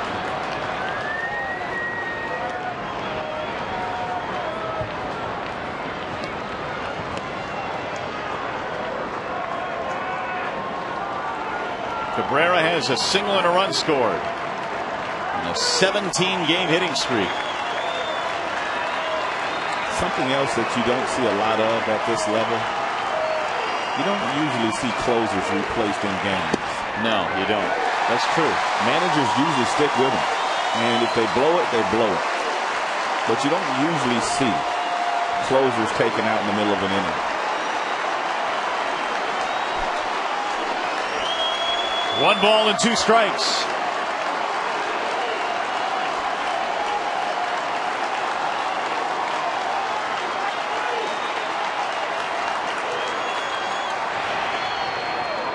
Almost got away from Avila. For one of the few times that I think I've ever seen Rodney pitch, the changeup, he hasn't thrown many strikes with here in this inning. He has missed on a lot of his deliveries today with his changeup. Usually he can throw that pitch for a strike when he wants to.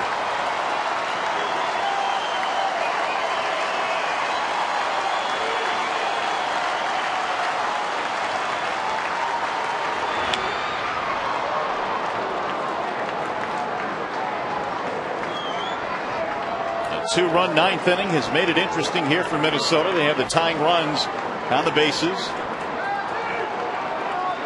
Young and Span. The tying run at first base right now can really run. Denard Span. 2-2 to Orlando Cabrera. Swing and a miss. Put it in the win column. Well, Rodney do what he do. Sometimes it ain't pretty. But at the end of the day, they're shaking hands. Which in the grand scheme of things is all that matters.